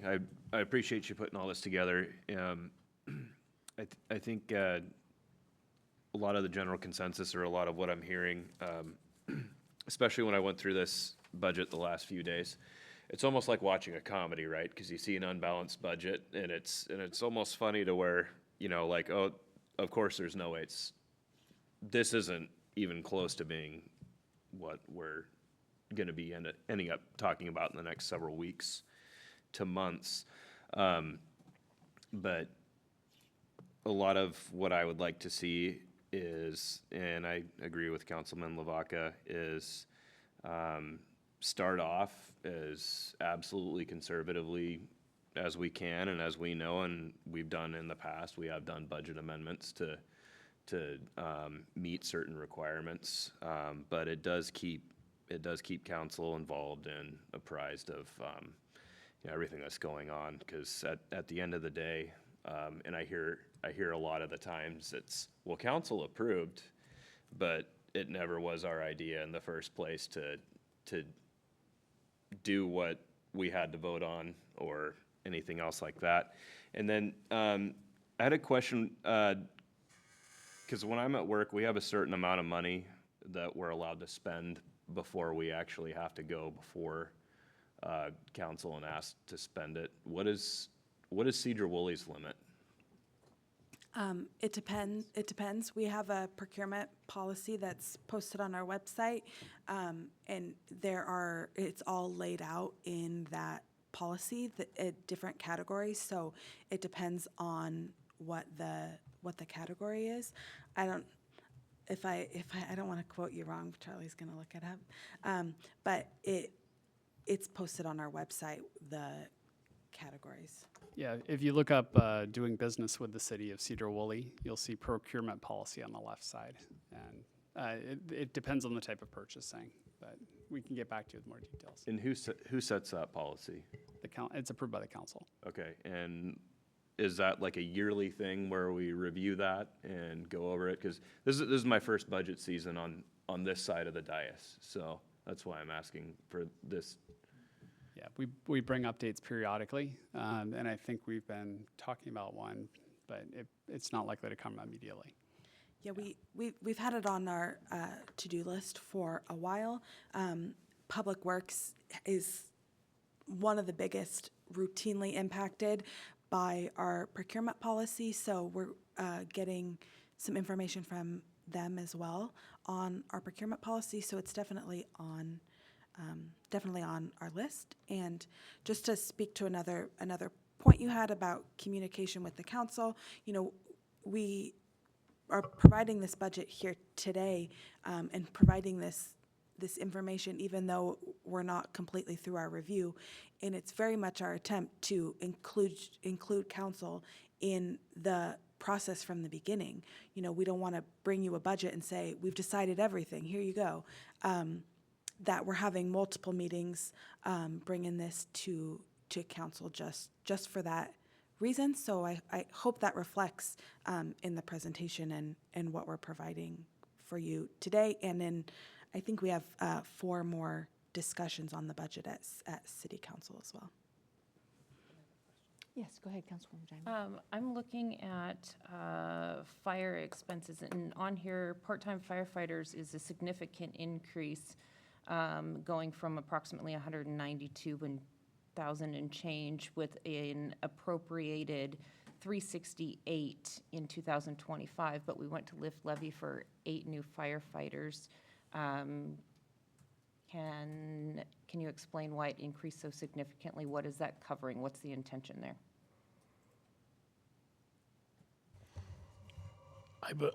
I believe that if we had a change in bars codes on that, so we had originally had volunteers, part-timers, all into one line item. So now we have separated them out. So you'll see where we're not going down in our cost for part-timers and volunteers because we don't want to replace them because of the value they still bring to the services. So the fire levy lid lift that we had adds 2 more folks every single day like we promised the voters and you folks. So you'll see now that we have a better way of showing what our costs are.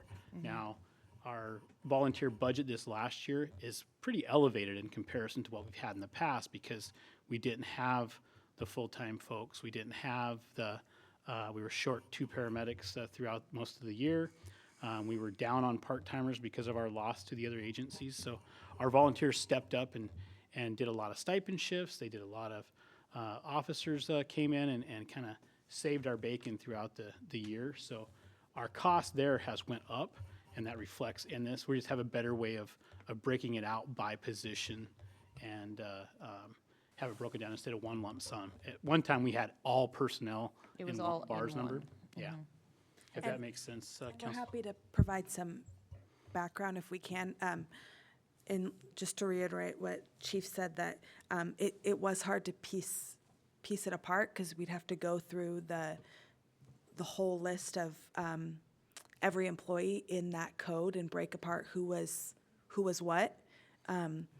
So that's why we did it this way, but we're happy to provide a better breakdown for prior year activity, or at least, the last couple of years. Okay, I was just trying to clearly understand because it looked like there was going to be a significant increase in additional part-time volunteers according to this budget. But there's not much difference in the part-time, but there's not much difference in the volunteer. I mean, that seems to be pretty standard and steady and consistent with what I would expect. So I was just trying to clearly understand what that jump in just strictly the volunteers was. Or, I'm sorry, the part-time. Because that's where the significant jump is. Okay, well, if there is no more discussion, I would like to move on. Is that okay by the council? All right, very good. So Kelly, did you want to go back to item number 3 of the consent agenda? Are you ready to do that, or? Yes. Okay. So we're looking at item number 3, and the question was regarding check register 9522, the senior center? Yes, so I did look that up. It actually is miscoded, so thank you for catching that. The last 2 numbers on the register are... Sorry to interrupt, but before we move on, I think we want to close the public hearing. Oh, okay. All right. We will close public hearing and move on to unfinished business. So That's someone stepping in for Nikki. She's out today. Yeah. Council members look confused. Didn't recognize the voice. It's actually coded incorrectly. There's 2 numbers off at the very end. I think that was just a typo in updating it. So I can make that correction with a adjusting entry in the system, but that's actually for the Memorial Park splash pad. The cost of water for the splash pad for, I think it's 3 months. We had Madam Mayor, if I may? estimated, I think we had estimated around, I can't remember if it was $9,000 or $11,000 a year, but it's actually looking closer to be about $12,000 a year. I thought there was a recirculation system that would filter the water. I thought that was part of the splash pad design. And that would save us some coin. Does that seem, excessive for water? Yeah, unfortunately, that's not my area of expertise. Bill? But we can get back to you on that. Okay, thanks. Councilman Burns? Just going to chime in and tell them from my recollection, it was costly because of health department requirements for the filtration system on it. I believe that's why we went with just PUD water. Okay. All right. We'll get some clarification regarding that. So, given that, and with the correction that it is for the splash pad, do I have a motion to approve item 3 on the consent agenda? I'll make a motion. Thank you. Do I have a second? Second. All right, I have a motion by Councilman Cox, second by Councilman Burns. All those in favor signify by saying aye. Aye. Opposed, same sign. Okay.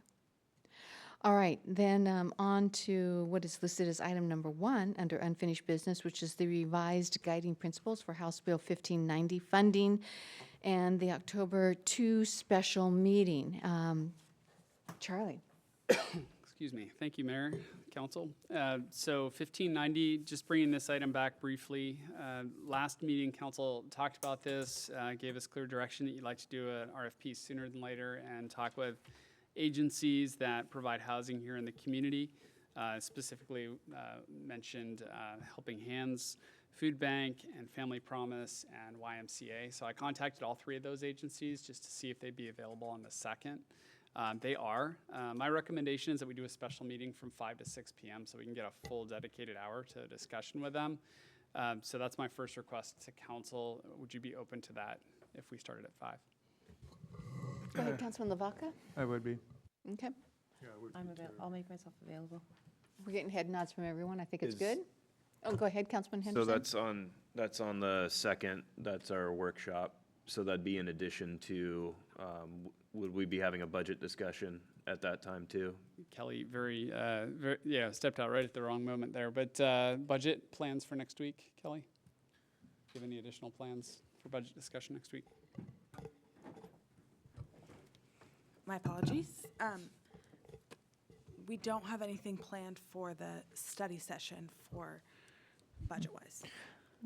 So for the study session, we're moving it up an hour. What's planned for the study session? Because I thought that was the study session.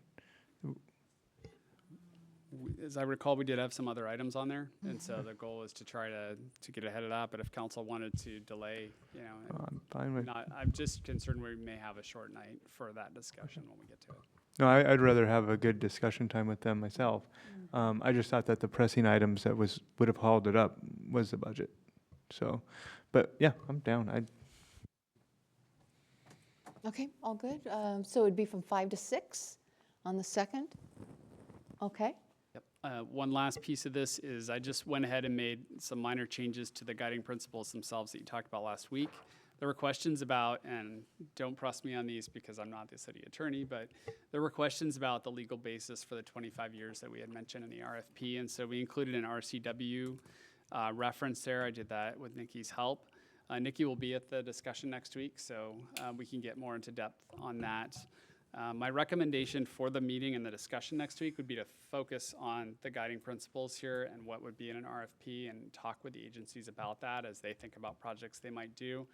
How would this, as council was talking about last week, tie their hands or help them, that kind of thing. So that would be my recommendation to you, but it's the council's meeting. So I just wanted to get clear with you all before we get into that meeting on how you'd like to approach the discussion next week. Madam Mayor? Yes, if I go may. ahead, Councilman Lavaca. Okay, so you and Nikki worked on the RCW? Yeah, the RCW is in there. It's RCW 43.185A.060. That is the And reference. if I may, for the record, read that in.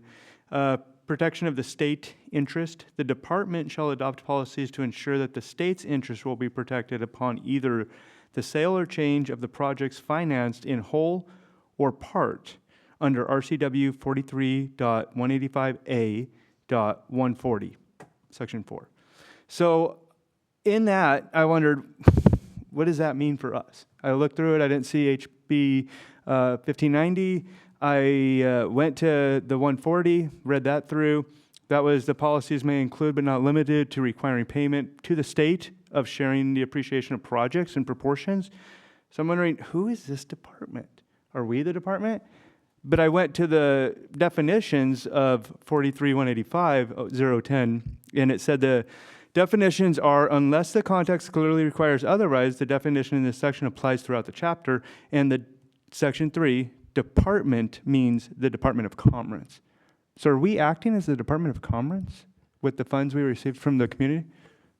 Nikki would have to advise you on that. I can't get into that too much, but as she described it to me, this RCW interplays 1990, and it's the two of them in combination that has us looking at a 25-year requirement. So it's under her interpretation as legal advice to put this in to something that we're going to approve as a legal document for people. So that's something that our lawyers presented into here and saying it has relationship to 1590. So it doesn't appear to do that, because when I went to the website for the Department of Commerce, they said that they're just supporting cities and that they allocate state funds that they received to different grant programs. And we're not held to that standard by no means at all. So citing that RCW to get the 25-year allowance seems misrepresenting the actual standard put forth in the law. So the revised Code of Washington consolidates all laws. So we're putting a law that's not applicable to this situation before an elected body. That just doesn't make sense to me. But then when going a little bit deeper into that, it just looks like none of the other cities, Mount Vernon, Snohomish, Spokane, cited that standard in their law or in their code. They have reference pages to standards that they use in reference, but they didn't put a 25-year standard, and they did not cite that Chamber of Commerce standard. So if I was to put that in there as a legal document and push that forward, I'd say to follow in line recommended by the Chamber of Commerce or in alignment with the same standards the Chamber of Commerce uses, but that's not what's being put forward. So I'd be curious to see how we got that in there under that section for that reference, because to me, initial look, I see RCW, I see that's the law. I've got to do that now. And I don't know if the council interpreted that way before I dove in. So I would be careful before we cite laws on agendas that we want to pass as municipal law within our district, because that could lead us into legal trouble. So on that note, I am glad that we did bring in the bodies that will represent this community and have done the most for this community and elsewhere for the homeless situation and poverty situation. I just want to make sure that we're giving them a fair opportunity for being able to be available to use these funds. It's taken quite a while to get them before us. We didn't use any of these standards when the Volunteers of America came before us. I believe Helping Hands, I don't have a lot of relationship with Becky from the Helping Hands, but she invited me to go down and check out the place, and I did. And I said, this is a great program, let's bring it forward. And it took a long time, and then she said, well, I got to have a meeting first. And then it took a lot longer, and then we had this meeting, and I happened to run into her. I said, well, are you coming? Did you have a meeting? And she said, well, I had a meeting, but it was kind of the lawyer, the city attorney, and the mayor that said that this isn't feasible, really, not paraphrasing, but it's a heavy liability for us to do it, is what the lawyer recommended. But I don't know that she had opportunity to know that a lawyer would be present and that she would have the opportunity to bring her own lawyer to combat statutes like this that are proposed. So is she getting a fair opportunity to access to the local funds that were collected for the very purpose? Because she's a reputable source. She was put onto the salary commission, appointed to it by the mayor. And then she also has been state recognized. She's been locally recognized for her efforts and opportunity for all of the impoverished or people that are at risk. And so I would think that she would be a viable candidate to bring here even earlier. That it shouldn't be us having to put forth almost a motion to get them before us. So that's the only thing that I would say, and I would like to see that modified if we do move that forward, or get confirmation from Nikki on how she interpreted it in relationship with 1590 outside of the context that I had said. I just want to say one thing. So I feel like we were poorly misrepresented there. So you had one conversation with her. You never came back and talked to the city administrator, the attorney, or even I as to how that conversation went. And it makes it sound like that we were trying to be manipulative. We were not. Our job is to look out for the city just as your job is to look out for the city. Yes. And we didn't want to make promises to her before you all had the opportunity to review what the project was.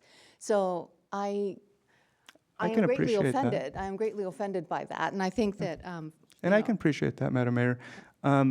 We had to really beg this body to bring these people before council.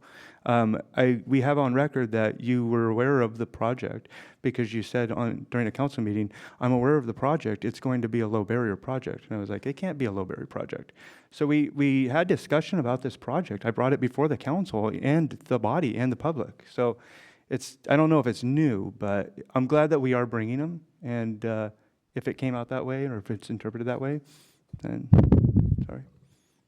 Yeah, so they'll have a chance to talk about their projects, I think. I'm not sure exactly how it's going to be. Yeah, my recommendation, I mean, they could certainly talk about their projects, but you may get other respondents to an RFP. So I think it's important that while you may be learning about their projects, if you still want to do an RFP, it's important to keep some distance from directly engaging in, hey, I like this project versus project at this point. But I would couch the question as, tell us about how you're providing services in the community and tell us about how you would see this RFP and how you might respond to it. Something like that to get feedback that would be constructive to helping really dial this in to something that's going to be effective. And we're inviting Nikki in part because this is a legal area involving state dollars essentially that we're getting back, and we want to make sure we provide good use of those dollars and get a real outcome for the community. Yeah, I fully agree. I think we gave the Volunteers of America, we brought them here. I don't know if we gave them an RFP for that, but we were willing to give them $500,000 for not a good deal. And then it took a lot to get that. So this is before the RFP came about, as these people were requesting. Family Promise invited me over. I've never encountered them since or before, but I went to their place and they were saying, hey, we could use funds. You guys, I mean, if you have anything, this is what we're doing. We'd love for your support. So I brought that back before the council as well. And that was before the RFP. So in the effort to continue to talk about this during meetings, we ended up developing an RFP. So as a response, versus we didn't do that for North Star and we didn't do that for Volunteers of America. So it'd be good to have them at the table for the RFP development, but also to hear their ideas. That's what we've been asking, to get them to the council to hear their ideas. And from what I understand, they're kind of getting stonewalled, or just they're not being allowed to come for their ideas, or at least that's what that feels like from my perspective. But thank you, and thank you for We've your invited position. them. They're coming. Yeah, I know. We put a motion for it almost last week to insist that they come to the workshop. I just want to be clear on where we are in the process. So these are guiding principles for the development of an RFP, essentially, but they're the bones of it. But we would, as you will see in other examples in the packet, we included full RFPs from Snohomish County, Mount Vernon, Bellevue, Spokane, just to give you an idea what those look like when they're fully fleshed out. So we would be taking your direction and then going and building that and then putting that out to agencies. Charlie, so the reason that we're starting at 5, we're adding an extra hour to the meeting, right? So it starts earlier and goes later. It's not just going to be 1 hour long, is it? That's not the intention, but I don't know if Kelly's got other things on the agenda. It sounded like we had a few things. I don't have any budget things on the agenda. I haven't looked at the rest of our schedule. I don't have any budget. Councilwoman Kesty? I don't know what was on the agenda, but because we had been waiting so long to hear from these people, I would really like to use our time to hear that. And it is our council meeting, so I feel like if whatever you had proposed didn't pertain to the budget, then we can give our full attention to this matter and your stuff can wait. That's how I feel about it. Well, I would recommend we just put them first on the agenda. That would be the easiest way to do it. That way you get to spend as much time as you need to on that. And if then, there may be some other items that are coming. I recall some, but I'm not sure what they are at this point. Mayor, does that mean the meeting will start at 6 instead of 5 now? I'm a little confused. Yes. Okay, Yeah, so Good. no special meeting, so we'll start at 6 o'clock. great. And Okay. that'll be the first on the agenda, right? Okay. Well, I think that's, Yeah. I mean, it's up Which to one the is it? council. Yeah. It's up to the council. I will still come in at 5 o'clock to hear what they have to say. I just really want to focus on this and less of whatever it was you were going to bring to us and you don't know what's going to be on it yet. Let's just make it all about this. That's what I was wanting to do. If it's helpful, I know the council was like, yep, we're fine with a special meeting. But if you'd prefer to just start at 6 with this, the benefit of doing that is that you can go as long on this topic as you want. If you have a special meeting, we have to post it 5 to 6 because you have a regular meeting that starts at 6, and so you'd have a cutoff. I want to be able to have that dialogue as long as it has to go, personally. I do want to make clarification on my statement too. So I had some bullet points. Hey, did you have a meeting? No, it was this, this, and this. It wasn't a complaint from Helping Hands. It wasn't a complaint from Becky. It wasn't a complaint from anybody else. It was just this is the meeting. This is how it went. This is who was there. We'll see if we can do this forward at some point. And so, yeah, I didn't want to make it seem like you guys were purposely doing that. But when I just in my head saw that there was these people at a meeting, and this was the outcome of that meeting, and yet we've been asking to get them before the council. So I do appreciate that. Thank you. and for the record, she asked for that meeting, and we opened up and we gave her that meeting. So it wasn't like we weren't stonewalling. Madam Okay. Mayor, if I may. With the 1590 funds, are we able to use those for administrative costs, i.e. setting this up so that we could pay outside group or council to do it so that you're not taking a bunch of time on this? My understanding is yes, we are able to do some of that if that's what we were to choose to do with it, some portion of it. So 40% of those funds, up to 40%, could be spent for things other than bricks and mortar, so how services related to this. So yes, I'd have to research a little bit more because we haven't really looked into that, but you know, what percentage could be for administration, but potentially up to 40%. Okay, just my thought process on this was, it sounded like you've got a lot going on right now with the city. And so if we can take this off your plate and put it, if there's outside counsel that we could use that would develop the RFP with our guidelines and then go through applications for us, that way the city doesn't have to do that. And if that would simplify things, whether it be from the council strategic reserve, that 40%, I mean, I'm open to options, but I'm just trying to think of ways that we can make this timely without overly burdening the city staff. Charlie, would we be within our legal right just to do bullet point 4 and have a signature and a dateline? It says, demonstrate the ability to comply with all reporting requirements related to the House Bill 1590, including keeping careful records and being available for audit by the city and the state. Such compliance must not put a significant extra administration burden on the city. The city is not planning to hire additional staff and dedicated to the House to administer these funds. I mean, it seems like we would be well within our legal rights just to have that simple statement. And then we can audit them, and if they're failing to follow through, the state or whatever can do it. And we don't got to pay huge consulting fees or develop a, I mean, I'm impressed with Spokane and Snohomish, big cities though. They take a lot of money. I think with our local community and the trust that they've gained with their success rates and their heart for this community, it feels like we can trust people like that. So I don't know. It seems like it'd be an easy one. Bullet 4. We do have to account for if other groups apply for this as well. And we could have contractors apply for it as well. You know, almost anybody we might not be thinking of. So I do want to make sure we cover ourselves, but that actually, that broad statement does seem to make sure that people are complying with the law. Yep. It could potentially be simplified at that level. Some of this is a little bit duplicative. But we're trying to also provide some clarity in case we have folks apply who maybe aren't as savvy when it comes to these funds. Okay. Any other thoughts before we move on? So, yeah, I was just going to say, so sounds like council wants to do 6 to 8, or however long it takes. Yeah. So, okay. All right, so moving on then to item number 2, which is the comment letter, GoldenEye Best Projects, so, yeah. Thank you, Mayor. So we drafted a letter, comment letter to be sent to FSEC on behalf of the city council and the mayor, with a whole lot of copied folks on here as well. Everybody would sign this letter, and we were looping in the other agencies that have already weighed in, as well as the governor. And yeah, I did my best to channel the conversation that was had in the council chambers on this topic, the comments we heard, the council's comments as well, and to kind of categorize those into some major themes in this letter. So without going through the whole letter, I'll just leave it at that. If council has changes you'd like to make to this, or edits or anything, we can certainly engage in that. I'd like to make a comment.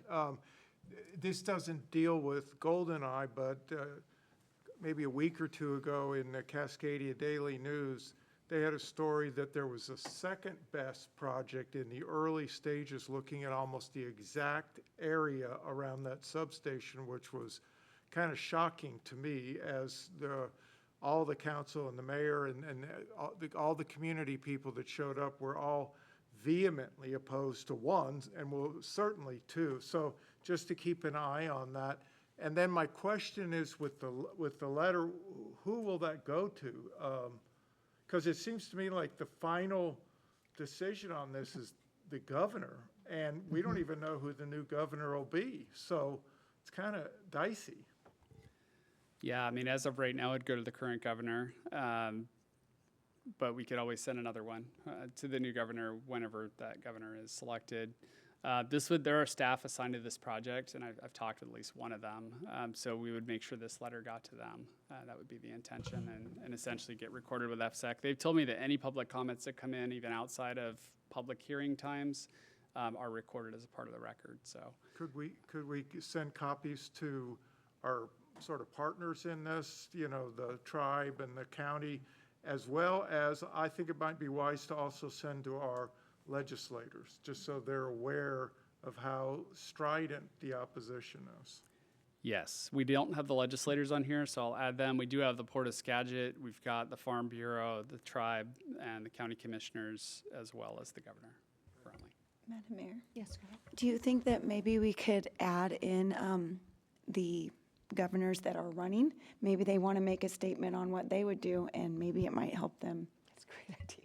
Yeah, we could do that, definitely. Call them out, make them say what they would do, and then maybe it'll gain them some votes, Yep, that's a good idea. Yep, we'll add them. Yep. Can I go ahead?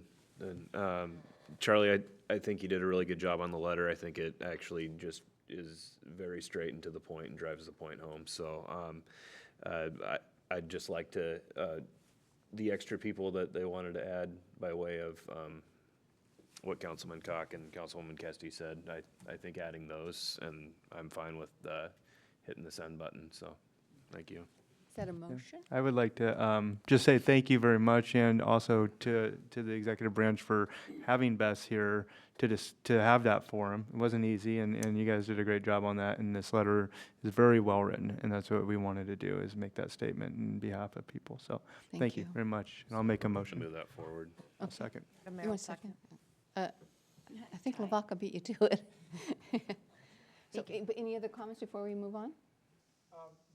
I do want to say something. I want to make sure people are aware of this, that I think one of the Seattle TV stations indicated that because the county commission put a moratorium on ag land, this won't affect this project at all. Right. Because they're circumnavigating local input and control, and it's going right to the state agency. So you know, we can raise as much cane as we want, but it also wouldn't be a bad idea for people to send letters to whoever might, you know, this agency, I guess. That's so true. Keep the pressure on. Keep the pressure on. I got an email earlier this week from Nikki, and I responded to it. Can Charlie elaborate on what we're going to be doing as a city for that moratorium on our end? Thank you. I was about to ask if I could make a comment on that, so I appreciate you bringing it up. So we are working on a moratorium for the city that will tie to our comprehensive plan update, and it will be related to these facilities. It's being drafted up by Nikki's firm. We should have it on the 9th on that agenda for your consideration. And moratoria can only be extended like every 6 months, so we'll have to work through that, but they're going to tie it to the comp plan update, with the thought being that we're about to look at all of our land use patterns and industrial zoning and everything. So it's a good time to consider how we want to proceed or not proceed with these facilities in the future and what the restrictions might be. I want to follow up on that because how this is written, we have a local company or two that you could make a definitioner involved in energy. So we want to be careful to protect them as well. Okay. So we have a motion. I'm sorry, was somebody else? So I have a motion on the table by Henderson, seconded by Lavaca, to approve the GoldenEye Battery Energy Storage Facility, BESS, comment letter opposing the project. All those in favor signify by saying aye. Aye. Opposed, same sign. Okay. Thank you so much. Okay, the interlocal agreement, City of Burlington, the Mobile Integrated Healthcare Services. And I think, Chief Wagner, this is you? This is me, and thank you, council. I think in partnership with all of you, starting, I think, over 2 years ago on this project, we started with the Public Safety Committee, and one of the things that I think some of you tasked us to do is kind of look at how we could minimize our call volume, and we started looking at our folks that we were spending a lot of time and resources on, and some numbers and data that I think myself and Councilman Lavaca looked at way back a couple of years ago, and we were seeing folks that were hitting 70, 80, 90 calls a year just by them individual selves that really had no 911 emergent need. And from our standpoint, just for some background, is we don't have a lot of options and resources to handle some of these folks except for taking them to the ER. So we take a person to the emergency room. The emergency room doesn't always have those resources either. And so then you develop an ambulance bill, you take your ambulances and your first responders out of service, you get to the emergency room, they've got to go through a list of things just to kind of check the boxes to make sure there isn't a medical need. And some of those are very expensive labs and x-rays and physicians and ultrasounds and cardiograms and all that kind of stuff. And then in the end, you see this person 50, 60, 70 times in a year, you start building up, say every time they go to an ER, that's a $20 or $30 or $40,000 bill overall, not to mention the strain and the resources on the community, the taxpayers, and all of us. So one of the things that a lot of the other agencies and places around the nation are doing is providing other services to kind of circumvent having everything be 911 only. And kind of like some of the amazing things that we've already talked about tonight with Family Promises and Helping Hands and some of the social services and navigation and things that they have as well. Well, we looked at this, I think, as most of you probably remember, as adding it to the levy lid lift. Well, we need first responders more than adding this position. So instead of adding that on to 2 or 3 firefighters, we ended up going with 8 firefighter EMTs. And I was tasked at looking at other options as far as funding with collaboration with other entities. And Burlington's been working on this as well. We were able to get a grant for $200,000 from Peace Health as a startup. We're looking at action from council tonight to move forward with this project. We have some other possibilities in the works with some partnerships going forward after we get this started and we start to show the benefits and the progress that we know we're going to be able to show, and some of the positive effects that we can do as the city of Anacortes has shown, The Skagit County Sheriff's Office has shown with some of their crisis response and social services, as well as Mount Vernon Police Department and their ILS program. So this is something that we're going to partner with initially with Peace Health in the city of Burlington. They're going to run and maintain this individual. We're going to share them. As you can see in our interlocal, if you've read through that we're going to provide an office here. We're going to help with some fuel costs. So some minimal upfront expenses and oversight by us. But as we grow this system, there's going to be some needs to go out and get some more funding. And we have some other folks out there in the region that are willing to do this. And there's a lot of funds that are available as soon as we show the positive impacts that we can do. The idea of this tonight is if we can get to the council to vote on this and move it forward. The mayor can sign the interlocal. Burlington has this on their council tomorrow night for the same deal. Peace Health is asking that we move forward with this process so that we can get this position through the hiring processes and the stringent issue that always is with hiring for some of these positions and finding the right person, that we can get them started in January of 2025. So it's been a long process. This is a pretty minimal expense to the city of Sedro-Woolley at this time, and I think will impact us not only financially, but will also help some of the community members and give us other options and help build that collaboration and partnership with some of those other agencies that through ACH and the community hubs and things that are out there as well. So, Okay, any questions or comments? I've been waiting to tell you, thank you so much. This is amazing, and I'm so glad that you chased it down, tracked it down, kept your foot on the gas pedal.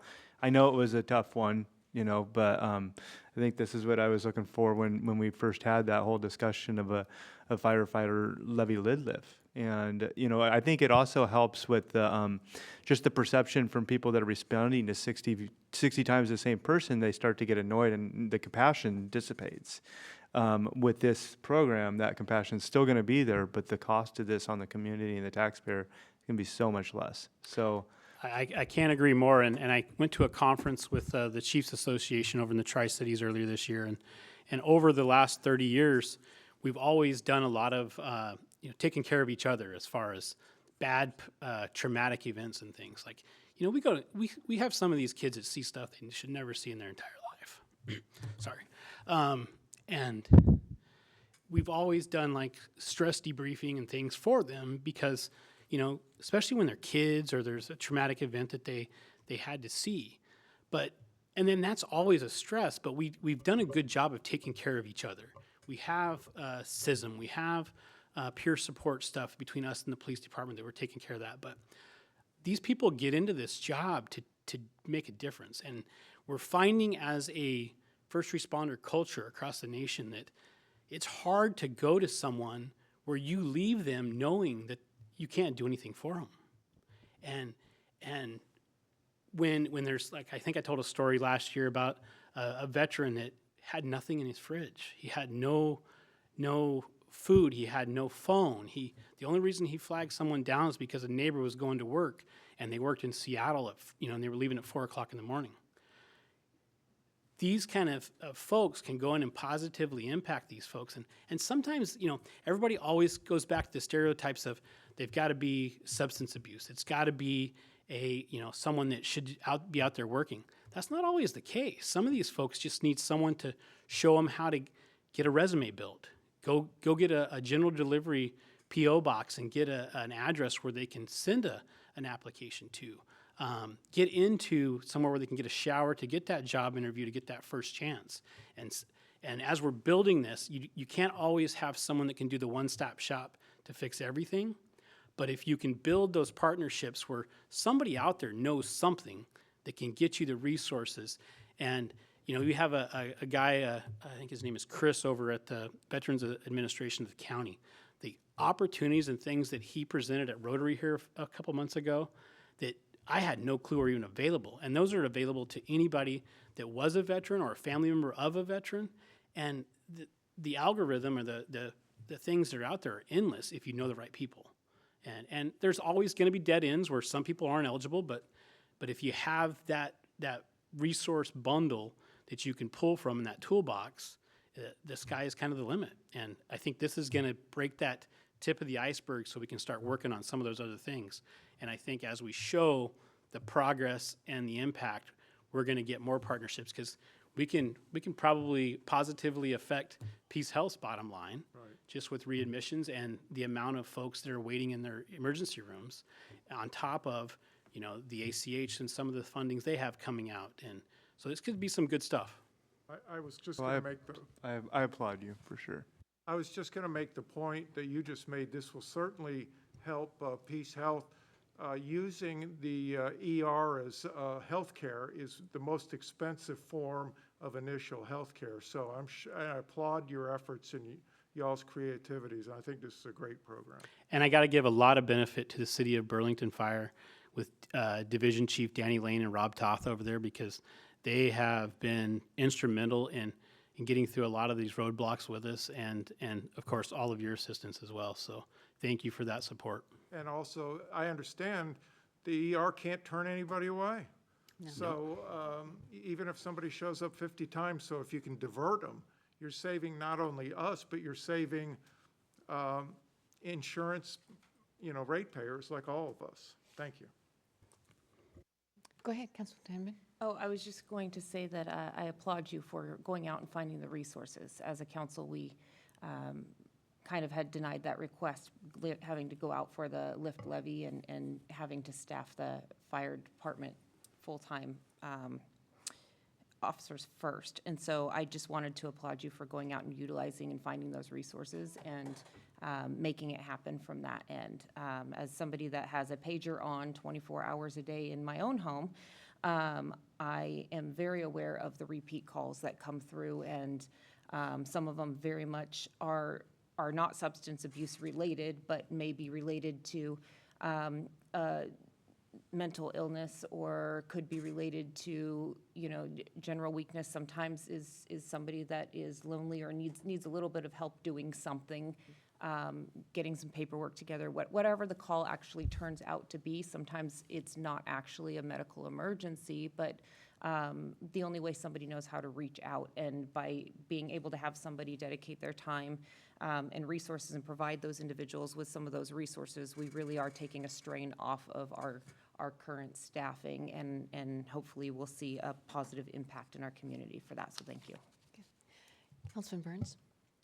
Well, you took most of my talking points, but thank you very much for going through all the trouble on this. I know it's challenging working with other jurisdictions, trying to build a program, and really developing it from the ground up. And so I really appreciate you going through that trouble. This doesn't just save money at the hospital or help individuals who are in need that are just repeatedly calling out an ambulance. It's also those people who are going to the ER who are in desperate need of help, because there's one less person in front of them in line when they go in there. So, that was something I was thinking about as you were talking, is that all those times, those repeat visits, that they didn't need to go in there, they just needed to connect with Veterans Affairs so that they could get some food in their fridge and be a little healthier. There are countless reasons why someone would need this service, so I really appreciate it, and I look forward to seeing it helping people in our community. So thank you.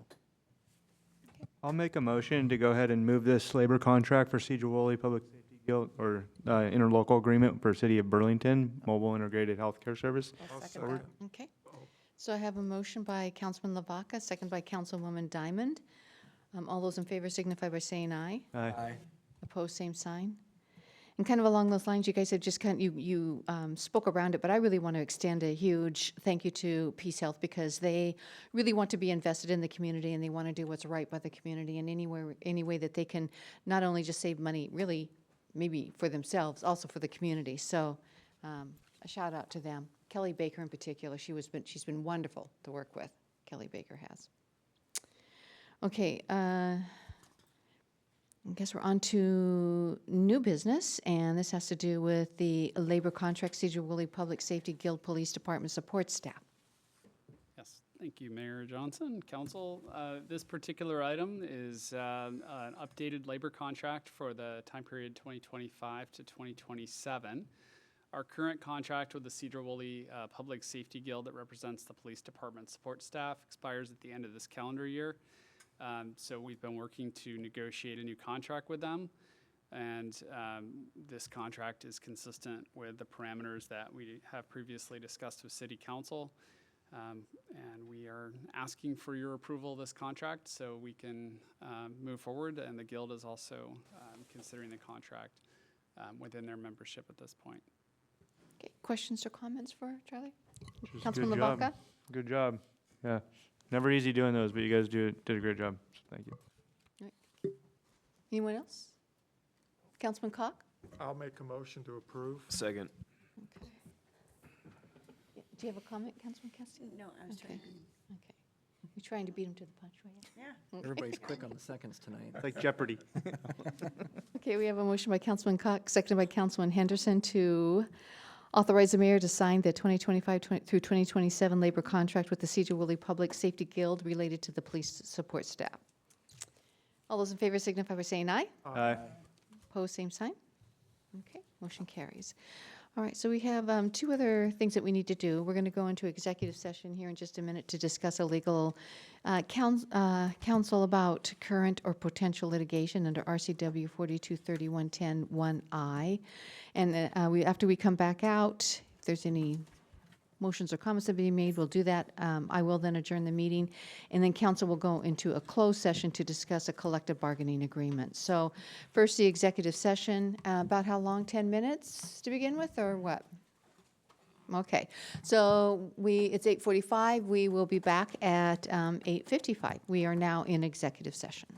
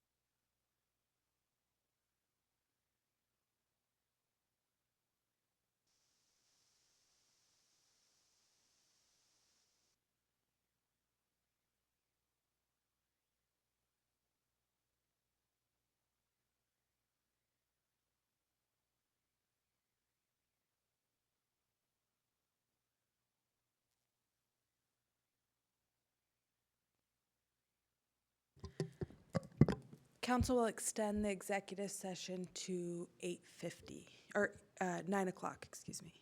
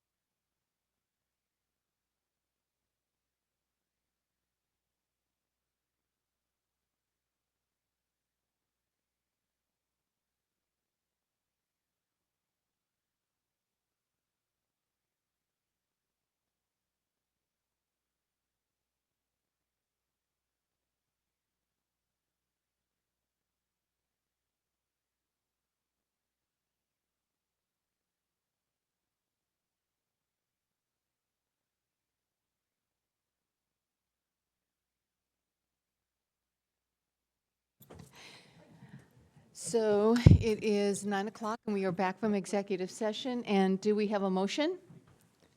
Madam Mayor, I'd like to make a motion to not opt into the third-party release of the Rite Aid bankruptcy case.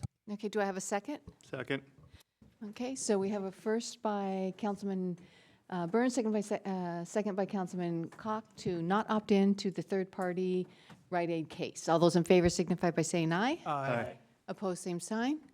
Okay, motion carries. All right, 9 o'clock, and we are adjourned. Remember, council, we do go into closed session right now, so I know.